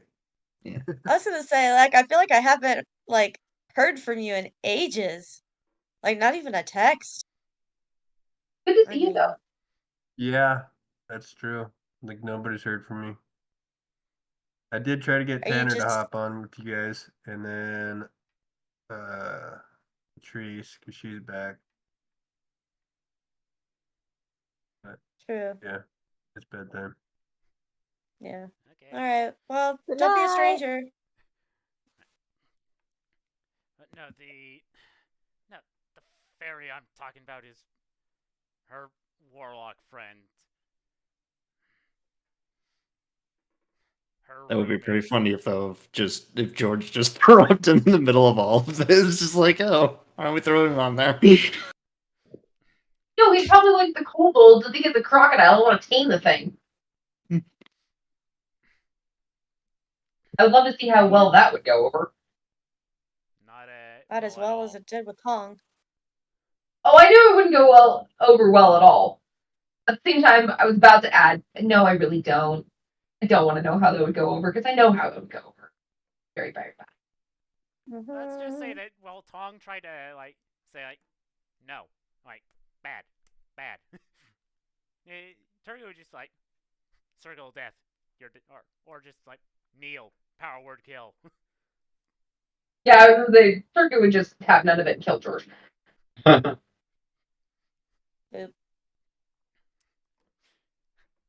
That's what you get with a level 20 warlock.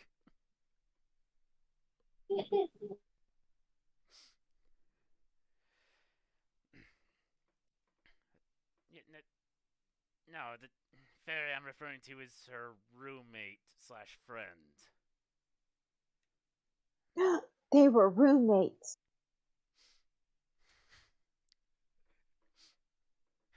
Yeah, they were roommates. Who was roommates? I'm so confused. So there was a lot of pronouns going around and no names, so I'm like actually legitimately lost. He was talking about the fairy friend that, if they were there, would also have Tora's protection, or would also help protect Tora. And the fairy friend is a roommate. Tora. Yeah, physician was talking about a different fairy friend than Turku was. They both are talking about fairy friends, but they're not the same person. Who doesn't have fairy friends? He knows Tooth. But technically he counts as a fairy. Anyway, so you really shouldn't get this upset about it. I mean, come on, this guy's, what? Not as good as you. Avery says, yep. It's any consultation. After seeing you in that fight earlier tonight, I'm not as inclined to come after you. Especially if you have this kind of relationship with, Turku. I mean, take a look at Joan.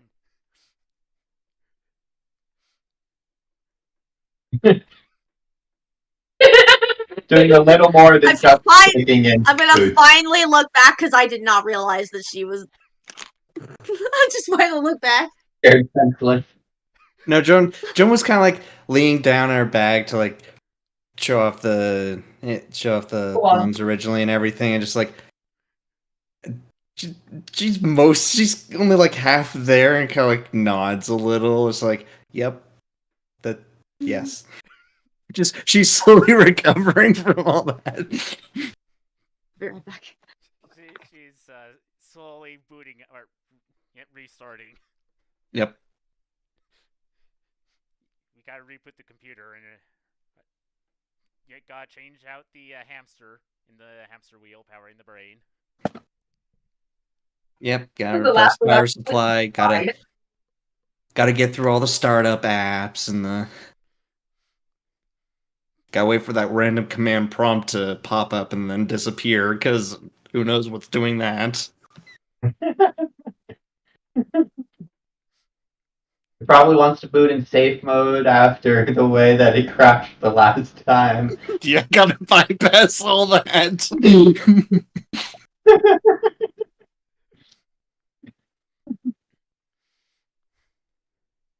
What is that? Now, just describing the different ways that Joan is rebooting. Theater terms.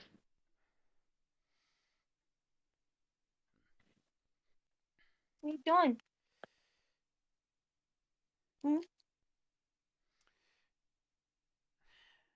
Now, before we were rudely interrupted, why did you bother coming to my neck of the woods? Because it happened on your front door. For somebody who's supposed to be so intelligent, you missed a big doozy. I may be an information broker, but I am not omniscient. And he was like giving the side eye to his lackeys, who like just avoid his glance altogether. Probably internally thinking it's like, oh, we're gonna get it later. Dang it! We're dead, we're dead, we're dead, we're dead, we're dying. So what makes you think this happened on my doorstep?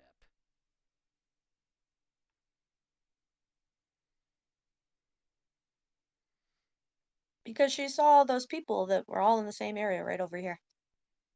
She? He points. Yeah, he's pointing to Celine.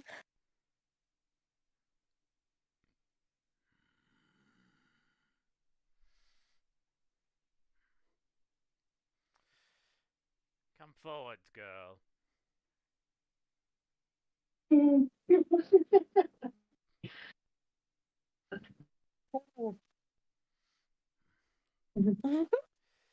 I'll take like a couple steps into the room, but make sure that I have the physician and Joan in between, like that I am not as close to Turku. It's just that I happened to see the people who became the crystal zombies all in the same general area. It was down here. I didn't know that it was your location, Mr. Turku, or Mr. Mr. Terry. I'm Turkey. not sure exactly what the best address is, but I'm trying to be polite. The physician definitely just rolls his eyes and shakes it. Yeah. Turkey is fine. Poor Angelina getting no support from this group today. First she gets shooed away by Zahir, then she gets her the physician up rolls with his eyes at her. You basically insinuate that I am a child by like, yeah, don't get your hands dirty with this. As he How do you know that you are a respectable diplomat? diplomat. Okay, never mind. My apologies. I mean, that could just be the way they addresses everyone if he doesn't know their name. Yeah. True. Turku is fine.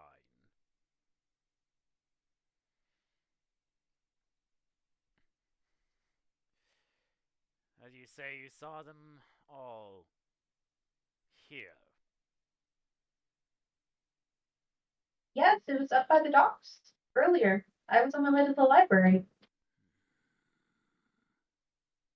I can understand now why I'd be suspicious that you might have had something to do with this. Still am kind of suspicious.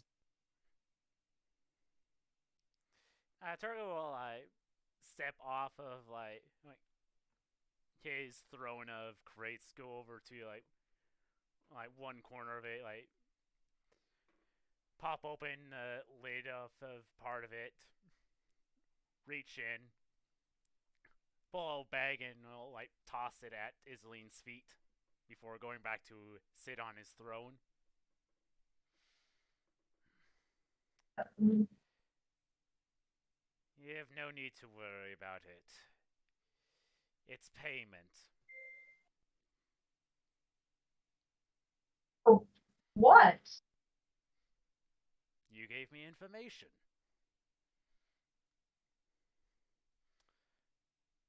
I am simply making this a transaction.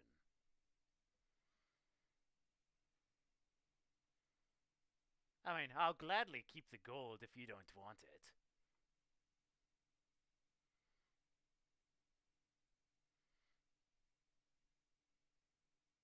Isline's just kind of like staring at it and very confused because it's like that was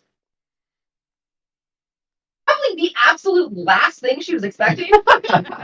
But not only that, she's also just like, this doesn't feel very diplomatic. I really want to interrupt you guys real quick because I just found a run of tweets from Jurassic Park updates, and they're funny. Because the first one is, we have decided to cancel today's dinosaur talent show after every single dinosaur wrote down unthinkable chaos as their talent. I don't think. Yeah, that's accurate.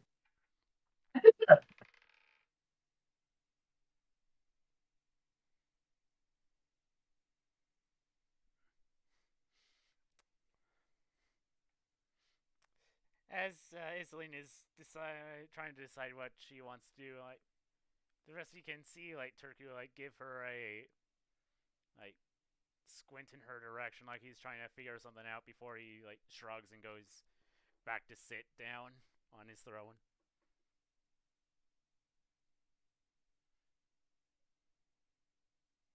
You are being examined, but you were not found wanting, at least. Yeah.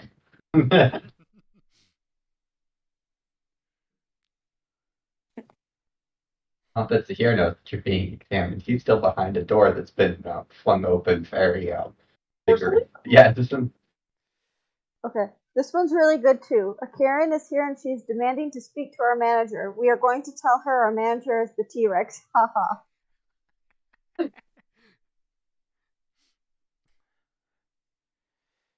Now, if you don't have any further business with me, go. But we.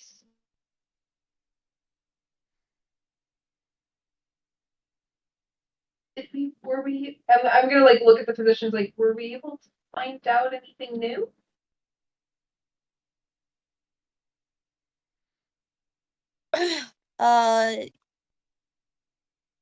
Yes. It is. Oh, I didn't. What did he call it? Scale? Shard scale. Shard scale. Shard scale.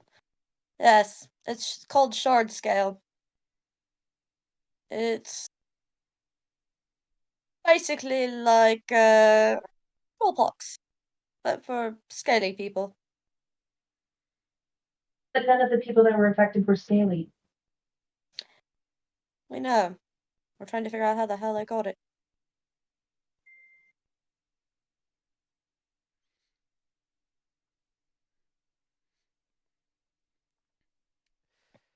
Yes, and while you're on your way out, take that person with you. Just as Are you far pointing at Avery or the half elf? It's pointing at the wounded half elves. You don't have to bring him far, just outside. You can just leave him in the alley.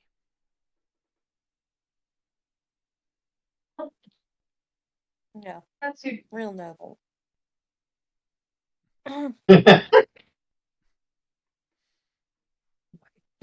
I will give Joan back her rock lungs, and I will go help the injured fellow.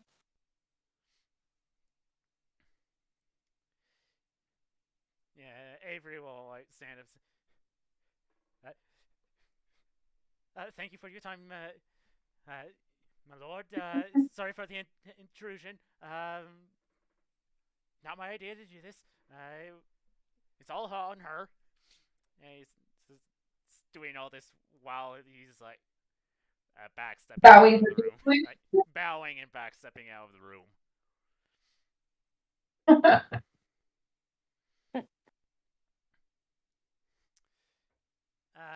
You can see that he does like a hand motion,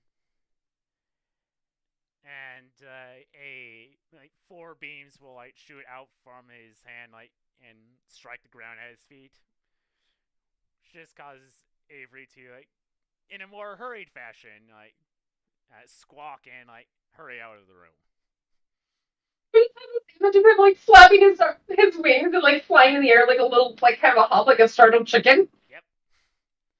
So when he said squawk, I'm like, okay, I'm glad that I had the right idea.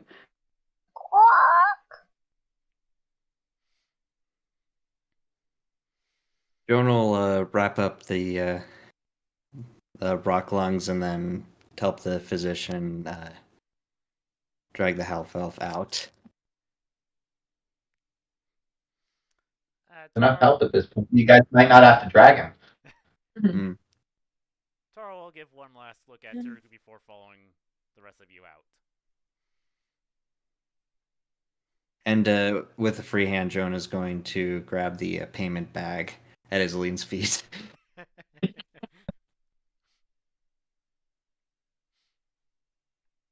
Like, I kind of like watch her do it, like, okay. And I'm just going to kind of like bob a little head nod to Turk, who would scramble out after the rest of them.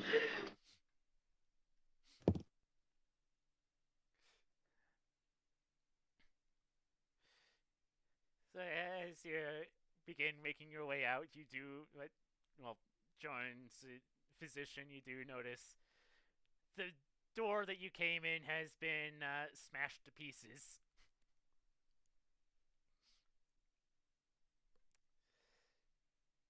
Joan takes note but does not comment on it. What does she take note on? There's the smashed door. Oh. Yeah, doesn't care. He just wants to get the injured person out. Probably muttering to himself in a very weird language, too. Who is the last person out of the room? Probably me. Likely me. Not the people carrying the injured guy? It's either them or me. I was kind of thinking that the people dragging the man out were in front. That would make. I think it would probably make more sense because I'm unencumbered, so I can in the room. quickly. I was just thinking about how far people went into the room and just going back out like that. Well, Joan made a motion to grab the payment bag, so that would insinuate that. And it was at still at my feet, so yeah. I hadn't moved yet. That would suggest that Joan, who is helping you, are in front of Iseline. She could also have grabbed it on her way over to help the physician. So, I don't know. Either way, Joan is not the last one out. Oh, what did that natural 20 just do a number? It's either the physician or Iseline. So, Iseline, you can hear as you close the door quietly behind you, probably, or nervously. Yeah. So what's this about someone doing something on our doorstep and not hearing about it?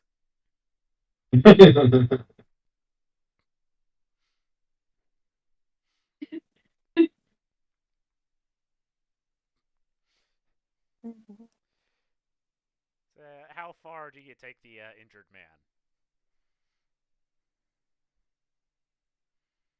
man? Here keeps listening until the rest of the party has gotten beyond the remnants of the shattered door. So have we learned our lesson about getting mixed up with an idiot like that? Does the physician say that once they're out of the trapdoor or still? Oh yeah, he was muttering his way up, so he's very cross right now. So once they're up and out, he's gonna start talking to the man. He's got to figure out where to put the man. Yeah. Actually, Joan will stop carrying the guy and actually turn to the physician like, "Oh, I'm sorry. Pot calling kettle black over here." Well, I turned out just fine, thank you very much. I'm not the one who got injured. That doesn't make it better. The bar should not be so low that you simply don't get injured by an interaction. Panicking! That's a perfectly reasonable response. You hush. You. Where do you live? Not far. I could probably walk there. Sure, I don't think you're walking anywhere. As I'm catching up to them from where I was.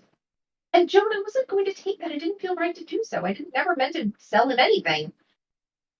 I was just trying to explain where we were coming from and what had happened. There is a very good reason why they say don't give food to wild animals. As soon as Avery says it, he begins looking around to make sure that no one heard him say that, besides you guys. The doctor is gonna take off his bag real quick, stick his hand in his bag. But here, once everybody's out past the door, will follow them as well. So he should pop up shortly after his lead does. Actually, Joan will round on Avery. Be like, and you! What the hell were you doing making deals with him?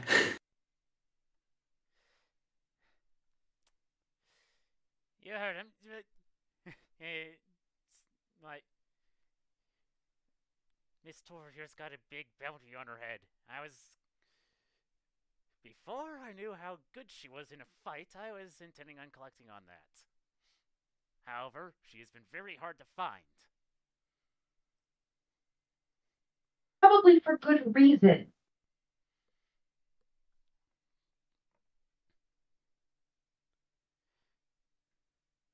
So you're so bad at running a circus that you have to go to bounties to get any money. That's embarrassing on several levels. Oh, no. The circus is just a bonus thing that we all happen to do for the fun of it. It just happens to pay somewhat well. Is that supposed to be an excuse? I suppose what you could call me is an opportunist. Opportunist, I think, is a very good word for that.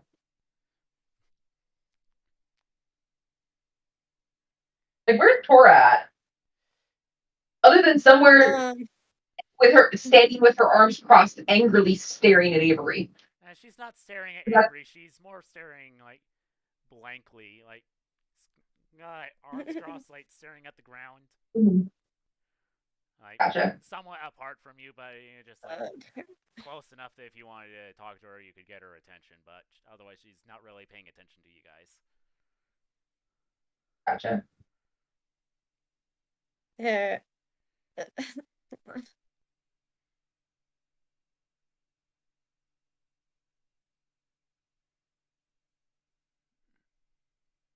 You didn't need to do that, but okay, that's fine. While they're talking, I'm going to cure wounds on this guy. So, just kind of like.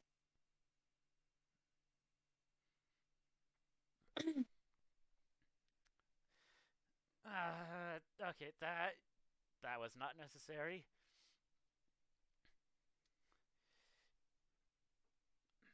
Well, I didn't feel like carrying you all the way back. Now, go on. He begins walking away. Don't get involved with dark, shady characters again.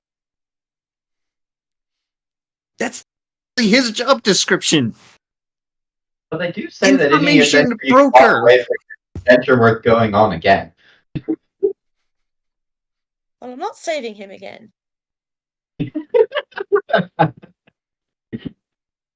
It's a one-time offer.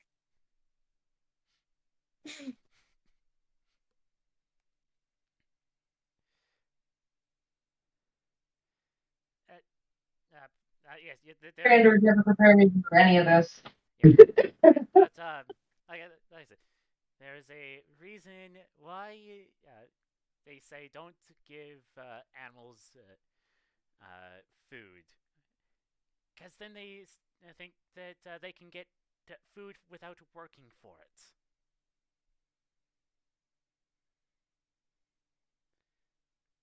And honestly, I think you would rather the payment be in gold and not your blood. And this is Avery talking? Yes. Yeah. Well, that part might be true about not wanting payment in blood. That's a lot of what you say anymore, sir. How much gold is this bounty exactly? I'm just gonna look at Joan and like, please don't tell me that you're thinking of that. Do you really talking want about? I don't think I would actually say that because I think I would know Joan well enough now to know that she's not thinking of taking the bounty for herself. Joan is looking rather irate at the moment. Just, yes. Actually, I asked the question, therefore I expect an answer. Avery, you might want to answer her. I don't think she's going to be very happy if you don't. You might be paying in blood.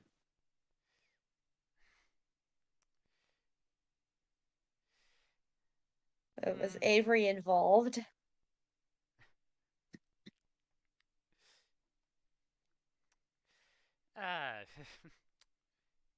I'm sorry, John, but that is NDA unless you want to sign on.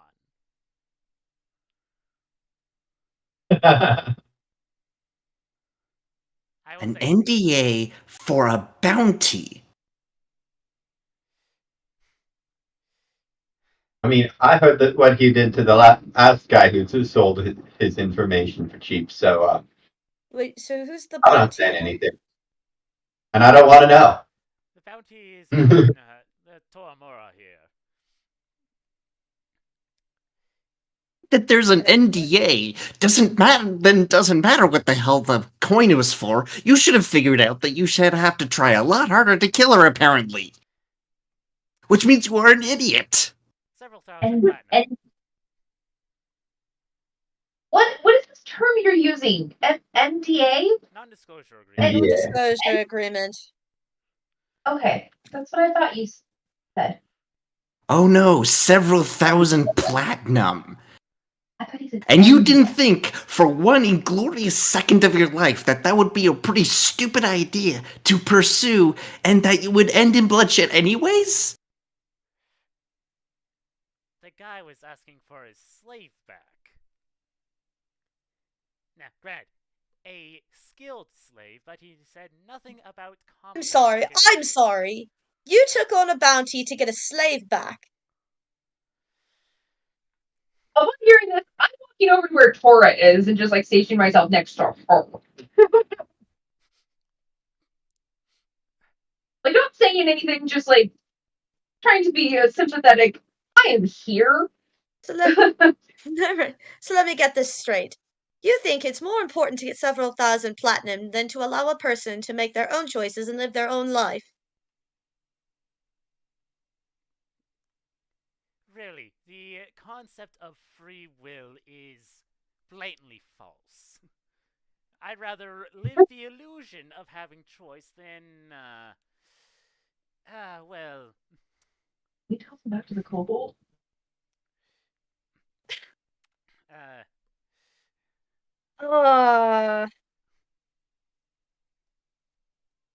But hey, look, I am not going to take on the bounty. I should hope not, because then I would make the choice for you, and you wouldn't like it. Actually, Joan will actually look back at Isley and just say, "Wizard, tell me right now that you have a spell to hold a person in one place."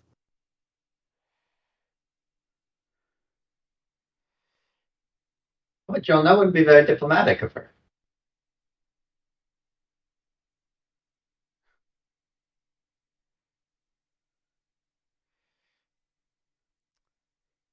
Yeah, no. Do that 10 times with the bottom. Well, I don't have a spell, but my wife did leave me these handcuffs. Sorry, I don't. I'm gonna not ask about your wife. You really don't want to know. No. Alright. And I don't know if helps. Look, we're all in on this investigation together, I think. So I think I will see you all tomorrow. What, the Toramura trading post? I'll see you then tomorrow morning. And he will, like, flap his wings. And, like, take into the air. You know what I think? I think we all need some pastries. Some what? I'm gonna look at pastries. I'm gonna look at the here and be slightly confused, but at the same time grateful. Did you say pastries? Yeah. Yes. He said pastries. to make sure that it sounded a little bit like pastries, but it also sounded a little bit like patience. And I was like, I think we've been very patient. Yeah. I hope the employees at the trading post are very good at cleaning up blood. I hate wings. Tora gives you a side eye. I was gonna say, I'm gonna, like, after looking at Sahir mentioning pastries, I said we need pastries. it's just, Tora, would you perhaps like to join us for pastries? I'm not exactly sure what kind of pastries, but Sahir is a very good cook. He cooked us dinner earlier. No, I think I'm gonna call it tonight as well. Okay. So if you are going to look for me, look for the cafe, and she'll also like spread her wings and take flight. Okay.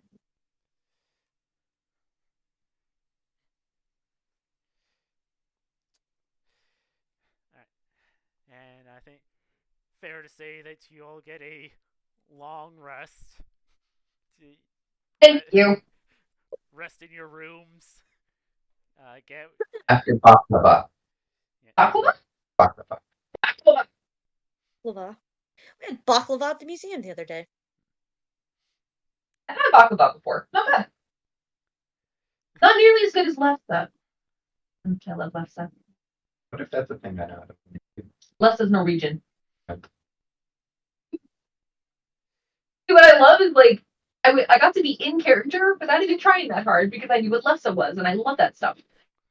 It's basically like a very thin pancake covered in butter and sugar and cinnamon.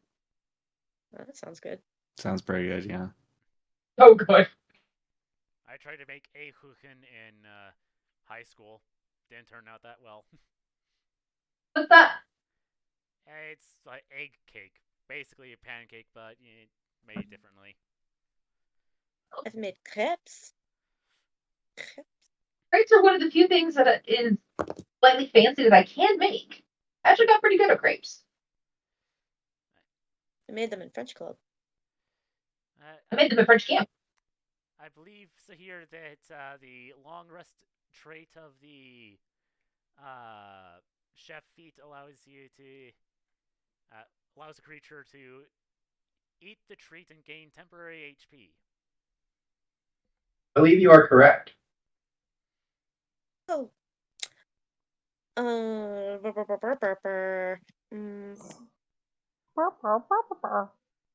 creature can use a bonus action to gain temporary hit points equal to their proficiency bonus. Actually, probably my proficiency bonus. Yeah. And it lasts 8 hours.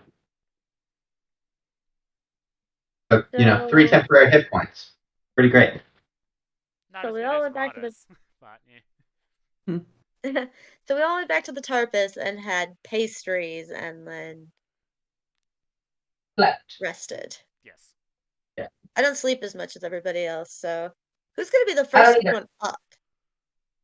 That's true. You don't have to. Probably, yeah.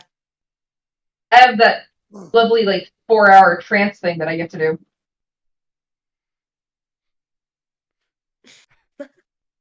Probably not Sahir. He's gonna have to clean up the kitchen after he makes the wonderful pastries. True.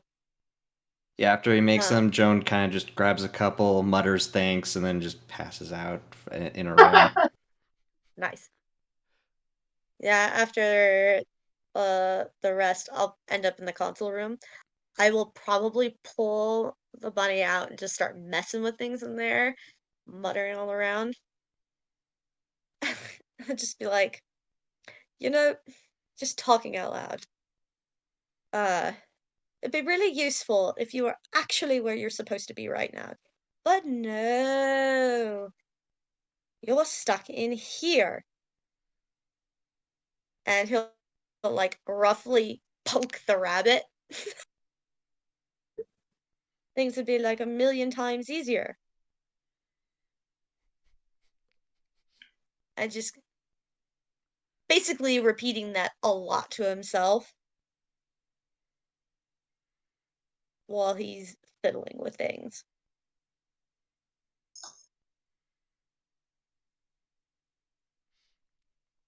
There's probably also a lot of muttering about conquering assholes that don't deserve to live. And I'm likely to call my room after my trance state and poring over my master spell book, trying to find anything about a spell that does hold someone in place. Because I'm like, I don't know any of those spells, but I don't think I can. Why can't I remember? I also feel like there's a very, very high likelihood that Reverse Song is probably as close to friends as you can be with Turku. Turku? Did I say his name right? Turku? Turku? Yeah. And that also pisses off the doctor.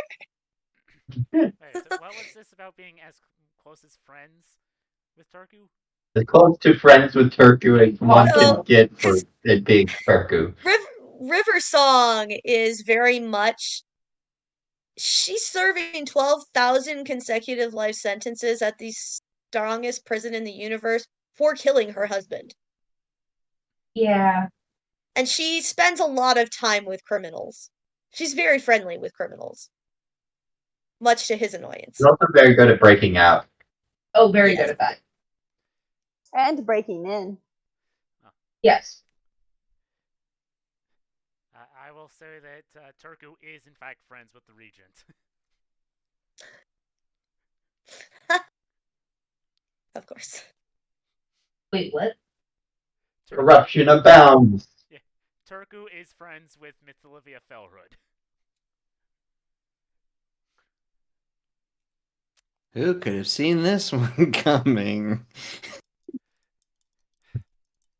I mean, a long way away because she's a Fernia tiefling and worked as a lawyer in the Nine Hells. Alright, high or low for a spell to hold people? Low.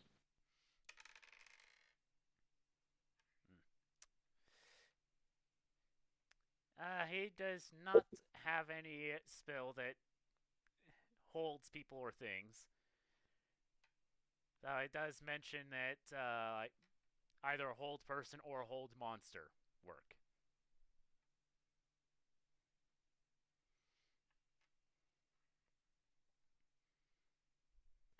I was like, my thing is like, I would have been very surprised if he did. Like that would have been weird. Like from what I understand of Master Andor, so I think I need to write that name on every page of my notebook because for some reason I cannot remember my former master's name for the life of me. They don't know why. I gave a party a one-time use for hold person once. Well, I may have done it because said party had a member of their party who would occasionally go demon possessed, and How did I know it was the Nico campaign as she started talking? How did I know? I figured if it happened at level 1, they'd need a way out of it. It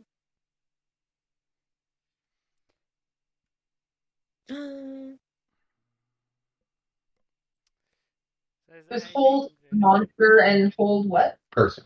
Okay, thank you. Is there anything any of you wish to do like first thing in the morning? No. But after the tension from last night, I'm thinking that maybe we need a bottle of wine for. We need to buy a bottle of wine at the market for tomorrow night.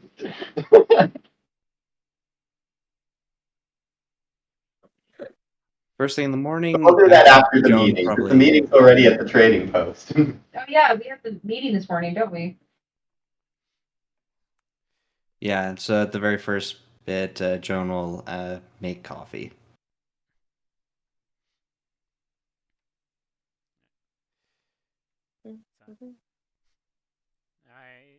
And also check how much gold is in that payment.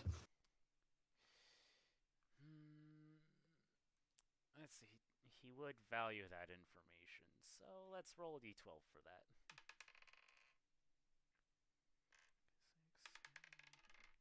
Nope. You tried to Oh, I roll off. didn't even That's think not. about it. Okay, 14 gold. Cool.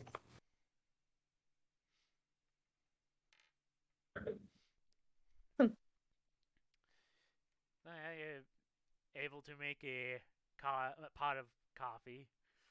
I mean, I don't think it's that hard. There's even Did a Joan find Keurig. her way back to the kitchen? There's a map. Yeah, true. A map. Oh yeah, I was gonna draw the maps for you guys. Yeah, I still have to. And have them all different. I still have to draw the map of Tong's Tower. That's okay. I will. When Sahir finally week. wakes up and smells Joan's coffee, he'll be reminded. He's like, "Oh yeah, Joan did love the coffee, but the rest of the party likes tea, but not the tea mixed with the coffee. I've got to come up with a better tea for them all, and just serve Joan coffee." I mean, if it takes 5 sessions to go through one day, I think I have plenty of time. Probably. Yes. Yeah, so you make your way back towards the Hanator trading post, and since it's like sun hasn't even risen yet, doesn't seem like there's a crowd here yet. As we're walking, Sahir will look at the physician and who is our other tea-loving person? Well, I guess there's nobody else here. It's just you, like. NPCs. I was like, the group is smaller than I thought. It has to be the other person we're walking with. I was like, all right, so I clearly messed up on the tea yesterday. What kind of tea do you guys like? There's lots of good tea. There's mint tea. Lime tea? Lime tea is good. Or chamomile? Chamomile's pretty good too. I don't think I'm used to tea. It's not really a thing back home. We're not in the kitchen. Yes, but obviously I messed things up with the cardamom mixed with the coffee yesterday. But there must be a tea that's. But I know that there is a love of tea here, so. Chamomile and citron is actually really good. But where are? I'm Is that in confused. character, Marco? Nope, that's in character. That's what I was asking. Yeah. Are you all in the kitchen? Talking about tea? No, this is while we're walking to the trading post. When did we start walking? Oh my god, I can't keep up with you guys. Okay. Well, It's kind of hilarious. I assumed since no one was like role playing like what they wanted to do first thing in the morning that you just wanted to go off. So. Sorry. Well, I missed that entirely. I thought they were in the kitchen because I heard coffee and tea. So I thought that they were all still I there. was gonna say I was in my room checking my spell book, and Joan was making herself coffee. When Sahir woke up, he smelled the coffee and then remembered that the tea from the day before, and wanting to make it better. And then, since nobody else was really doing anything, we were off to the Hanator trading post. And since we were all together, Sahir decided now was as good a time as any to ask about tea preferences. Okay. Thank you. Brain. But you can see my face. It's all dark. I mean, it's kind of why I It have is. a lamp like behind my computer, like pointed at, well, not pointed at me, but lighting up my face. Same. It might also be behind. There we go. Yay, No, a little closer. guys. At least a little bit.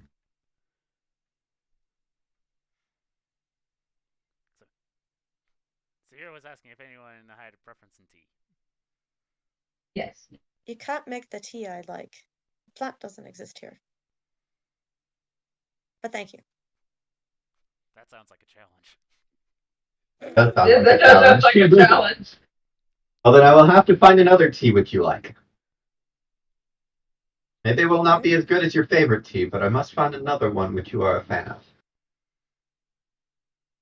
I don't know. I just kind of drink tea. I don't really know All what of my it... friends really like tea, so I just started drinking it. Not really a big thing where I was from. The mint tea sounds interesting.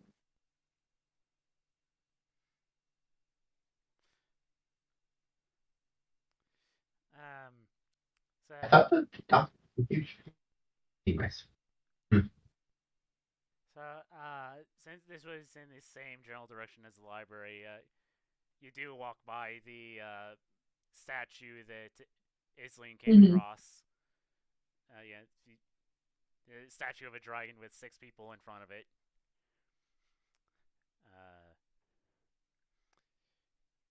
Otherwise, make it towards the Hanatora trading post, and early enough in the morning, it doesn't look like anyone's out here protesting yet. Here he sees the statue and leans over to the physician. You think they're behind the pub? But why would they celebrate criminals? But maybe they don't know they're criminals. It's the order of the swan they found in the town. But clearly that den was a crime den. Why else would they want to? With nobody to come in, but would also want very good, nice alcohol. I don't see any other reason for this. It was a dragon slayer? I don't really have I don't know. But I know what the statue's of. It's of the Order of the Swan they found at the town. I saw it yesterday when I was on my way to the library.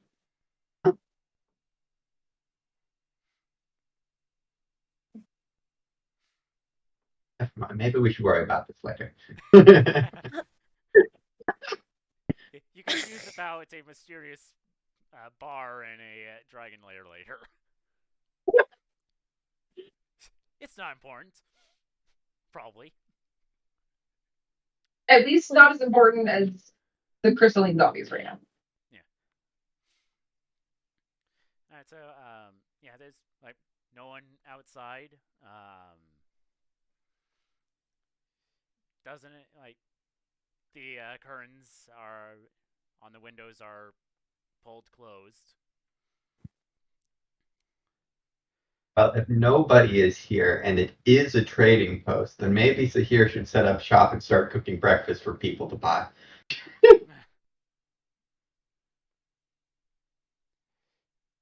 Okay, quick question. Would the Turpus have like a travel mug or something? Somewhere in the kitchen? Like a souvenir mug? No, like one of those like thermos type ones.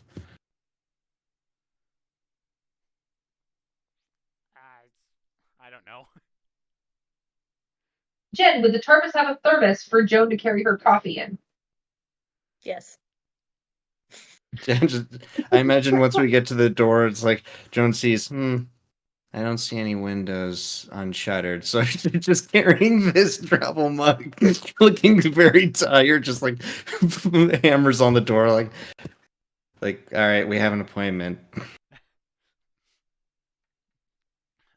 Is it a metal lock? Yes. All right, cool. I'm gonna get my tool out then and just and unlock the door. All right, you unlock the door. And Joan, not even questioning it, just opens it.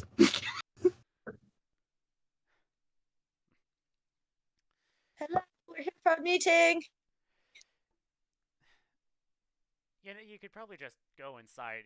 You hear as a woman, the tiefling woman that you saw yesterday on the steps, says walking up. Come on, I know where the room is. And thank you. She'll lead you up to the. She'll lead you into a. Well, when you get there, Avery is there, depending on how you all feel, he'll be visibly tired, but like acknowledge you. But when everyone else is paying the least attention, Sahir will greet him. Yeah, Joan only gives him a scathing glance and then stops acknowledging his existence. And I think seeing the scathing glance that Joan gives Avery, it reminds me, it's like, oh, Joan, I did check my master spell book. I don't have a spell that would do that, though I found two that could, but I don't know them. Understandable. Disappointing, but understandable. Sahir's more cheery when he does give his Acknowledgement. yes. Sorry, I just love how disgruntled you sound, Marco, because it's I love the role playing. It's great. Joan is definitely not a morning person. Or a don't talk to me unless I've had 2 cups of coffee person. Don't talk to me unless I've had my coffee. So given what time it is, I'm not going to ask anyone to go on to Roll20, so I will just like screen share this briefly. You want to go just on there too. Yeah, I'm just going to like share what's on my screen briefly, just so you get a general sense of what the room looks like.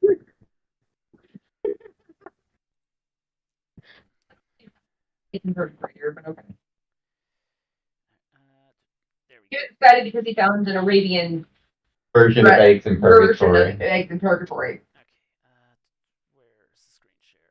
Share screen. Totally what Sahir is going to make if he thinks there's going to be people. Although now that he thinks about it, he's like, wait, are there a lot of people coming to this meeting?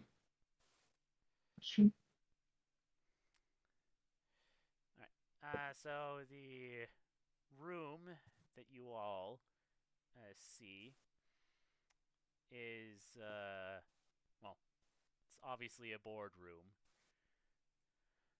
There is a round table, appears to be brass, with 8 chairs around it.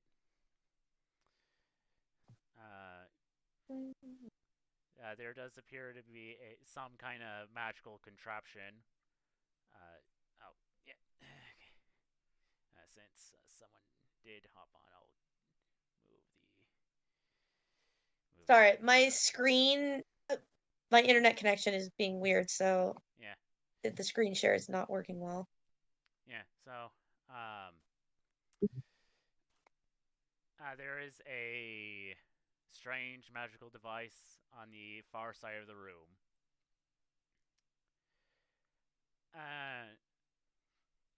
You can see Tong just like inner fox form, like pacing back and forth on the top of the table. As soon as you enter the room, Tong like looks at you, sees Avery, and you hear her say, "Alright, bird boy, in the corner with the pseudo dragon." And she'll.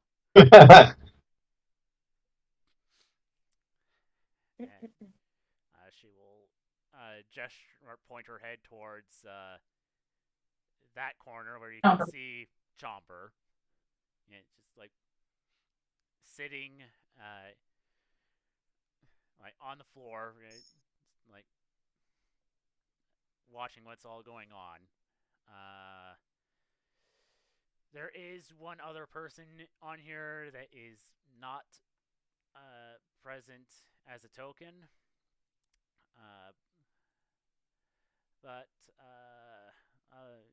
it's not important. I stop streaming. That's up the stream. Yeah. At the phrase "bird boy," Joan kind of just snorts into her mug. Sahir's counting chairs and notices that we do not have enough of them. Yeah, it's almost like this is for the councilmen.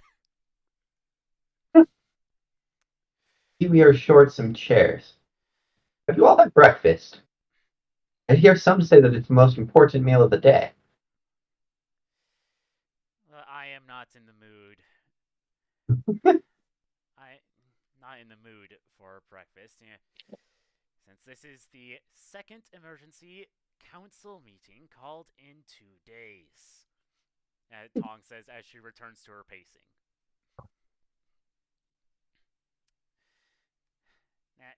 Volt, why are you here? You're not a part of the council. We were invited. But we were invited by chance. Oh no, you were all invited. The changeling. Pointing to, gesturing her head towards the additional man that I didn't have a token for, who has his feet up on the table. Mm-hmm. You called with the rest of my companions. What else was I going to do? I don't know. Whatever you do in the old person home. Old person? Okay. Just because Regent Myk'Isle says or makes fun of me by saying I should be in an old person home doesn't mean that you have to.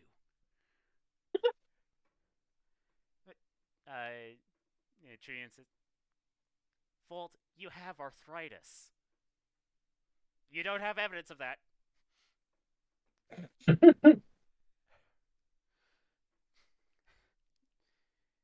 She just stands up, walks over to him, grabs one of his hands, and just strains it. He's like, oh, okay. You made your point. I'm still flexible. I think it's very nice to pick on old folks. I don't appreciate being picked on. I know a lot of nice old folks. They have some of the greatest stories. Thank you. Thank you. Who are you? I'm looking at the physician as he's talking about that. I'm like, internally, he doesn't look old. Of course, I'm old. Yeah, and this Never admitted it. This changeling, I mean, he has the appearance of a young man, but it's been mentioned that he's a changeling, so he could just be making himself look younger.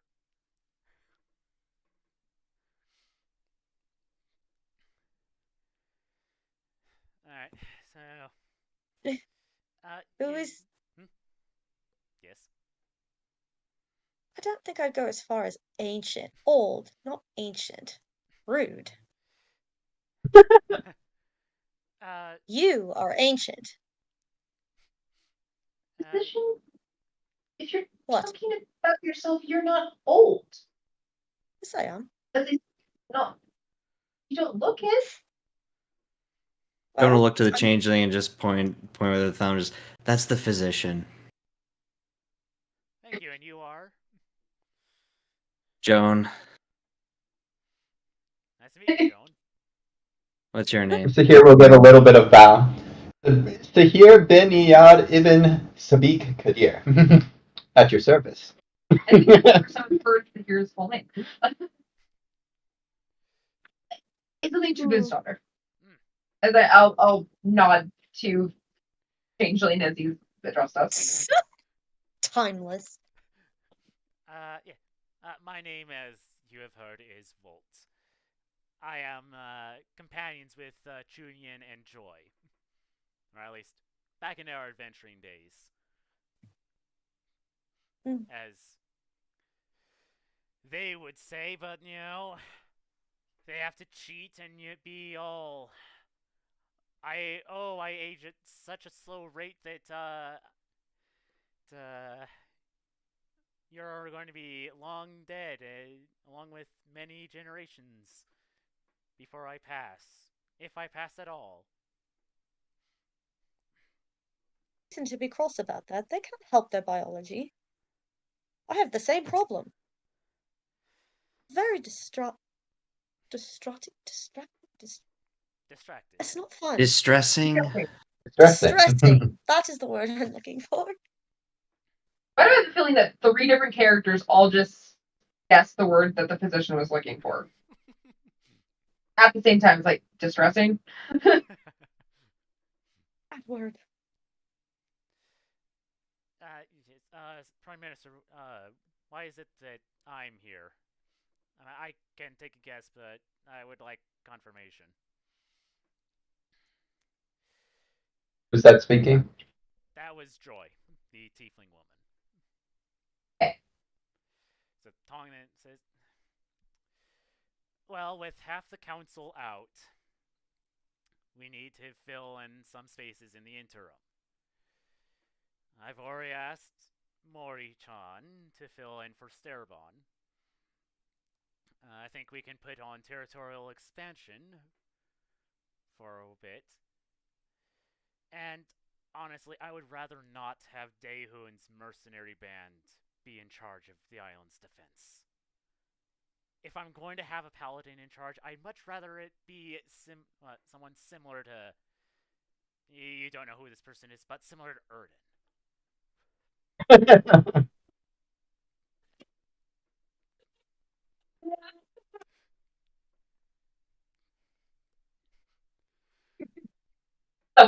Somewhere in the universe where the whims of fate are, Eridan's little heart became very happy. I'm a less bad paladin. Yeah. Sorry, I was taking notes. What did I miss? So, Tong just said, like, so half the council is gone. We need to fill some spaces. Mori, I've already asked Mori to fill in for Sterbon. We don't need a territorial expansion advisor for the bit. And we'd rather not have Daehun's mercenary band in charge of the island defense. And if she's going to have anyone in charge, or any paladin in charge, she'd much rather it be someone like Erden. At that particularly at that odd moment, Erden sneezes wherever he is. Well, I'm gonna pop off and Rita says bless you. Just for the hell of it. Night. Night. Erden. Met him. Good fellow. I like him.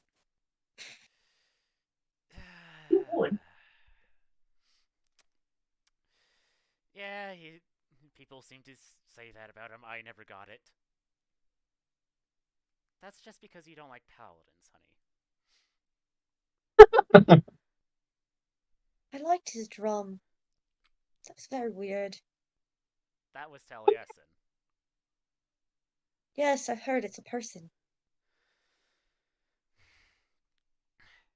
Anyway. Person?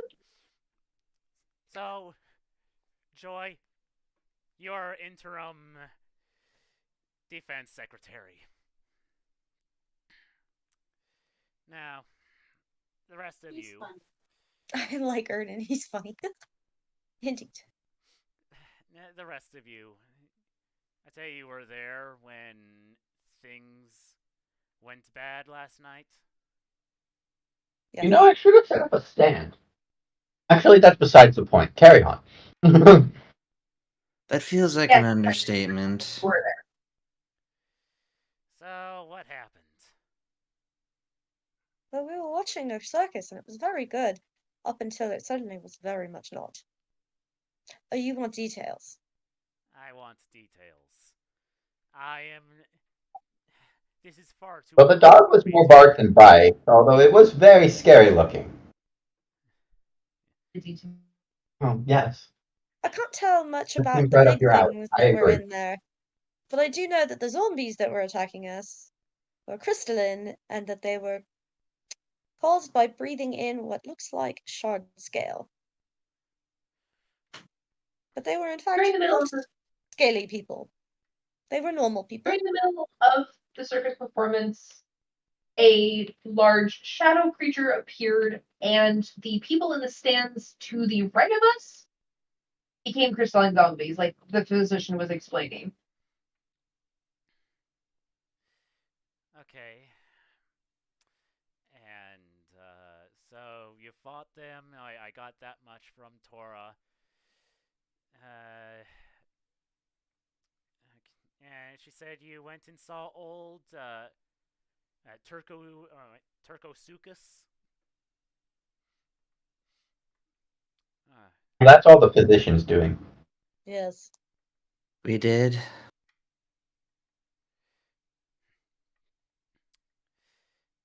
And what did he have to say?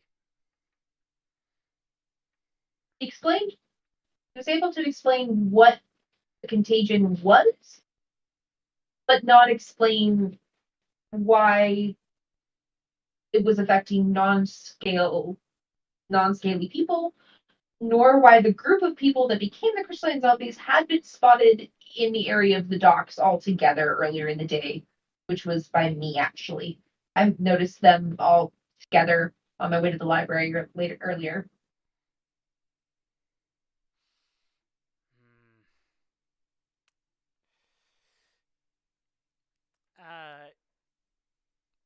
Uh, it, shoot, blinking already. Tong will like look over towards the two in the corner, and you'll see Avery, who's kind of been like looking at Chomper because as you have experienced, Chomper speaks telepathically, and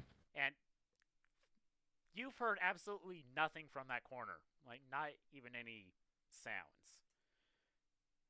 But you see like Avery like, and he like walks out. Was it really necessary to cast silence over there? Oh, Yeah. that's why I could think for once in this building. The two of you are security risks. Now, as far as we can tell, your circus is at fault for the moment. You are going to pay Penance. yeah, penance, or to by doing community service by helping these people out and finding out who did it. And she's like, well, she like points to you with her tails. Physician, we did scope out this circus while they were still setting up. Did you see any evidence of this sort of oddness while we were there?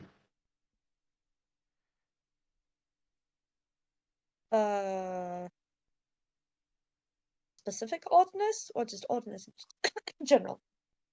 This specific oddness. We are talking about the oddness at hand that involves shadow beasts and crystalline zombies that have had much better fates in their past life. Don't think so. The only odd thing I saw was Avery talking to somebody I couldn't see before the show started. Who we now know to be Turku. I think that was. Oh, yes. I guess so. Also, didn't Turku claim he killed another one somewhere? Another. Not the crystalline thing. It was the bigger thing. Oh, he said that The there was aberration. 2 shadow beasts, that he killed one at the circus, so he was at the circus. I never saw a second shadow beast. I only saw one. Alright, so I won't put you through the stress of seeing him again. Like, Joy, could you talk with Turku? If not, suppose the two of us can threaten him since. Whatever. The rest of us, we would want to mess with them. Those guys, yes, that guy again. Okay, so Just another day in the political world. Deal with him again. She'll probably hear us and like you. okay, so It's a first very off, quiet thing. so I, as Prime Minister, am putting the 4 of you in charge of this investigation. Take the bird boy with you. Jen is just slowly coughing into her mug, like, oh god, no. Tora spoke highly of you. Why do you always make me babysit someone when I run into you? I'll get tired of this. Now, the rest of us are going to be busy. And she'll look at Volt and say, except you. You need to go back to the retirement home. Really, I could help Julian with the armor. I'm an artificer. You're also a rogue. Now shut up.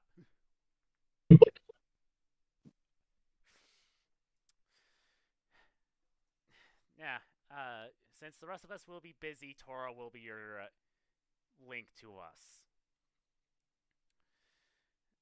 She'll be here downstairs if you need anything.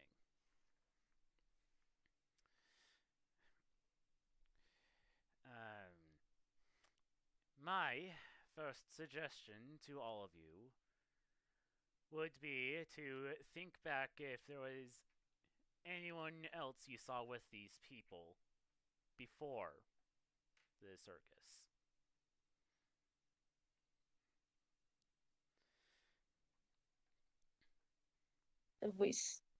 That'd be a history check? Yes. I was gonna say only one of us ever saw that group. Oh. Wait, what did they ask? Sorry. I was getting past my bedtime, so my brain's slowing down. After this, we'll pretty much call it. After I...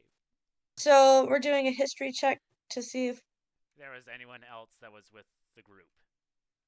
19. I got a nat 20. Okay,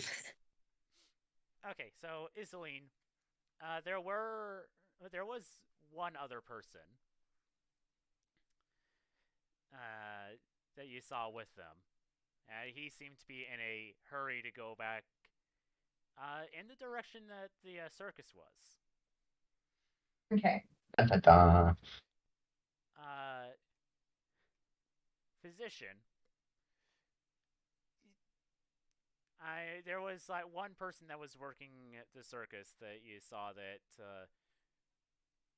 well, you thought it was just like a random person that just showed up like you and Sahir did to help out. But they may have been a part of the troupe.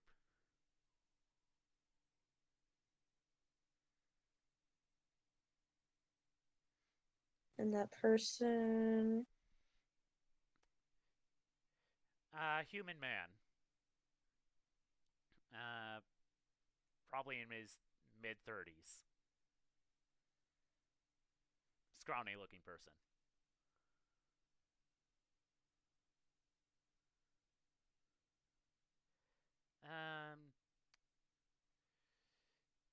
And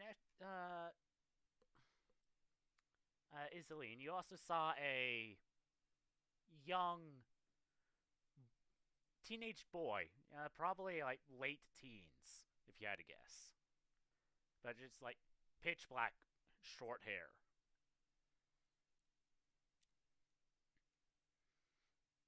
Seemed to have a determined look on his face.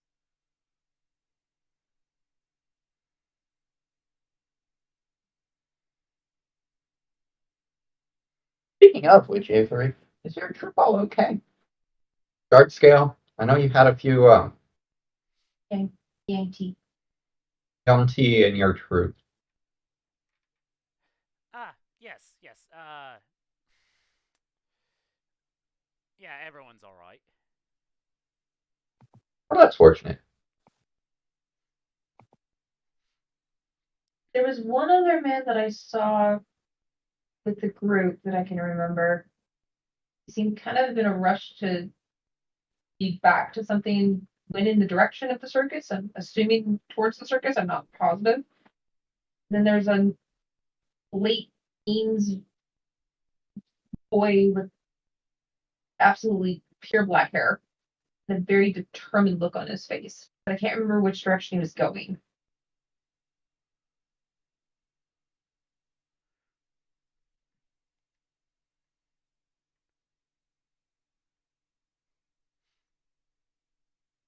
Alright, and I think that's where we'll call it there.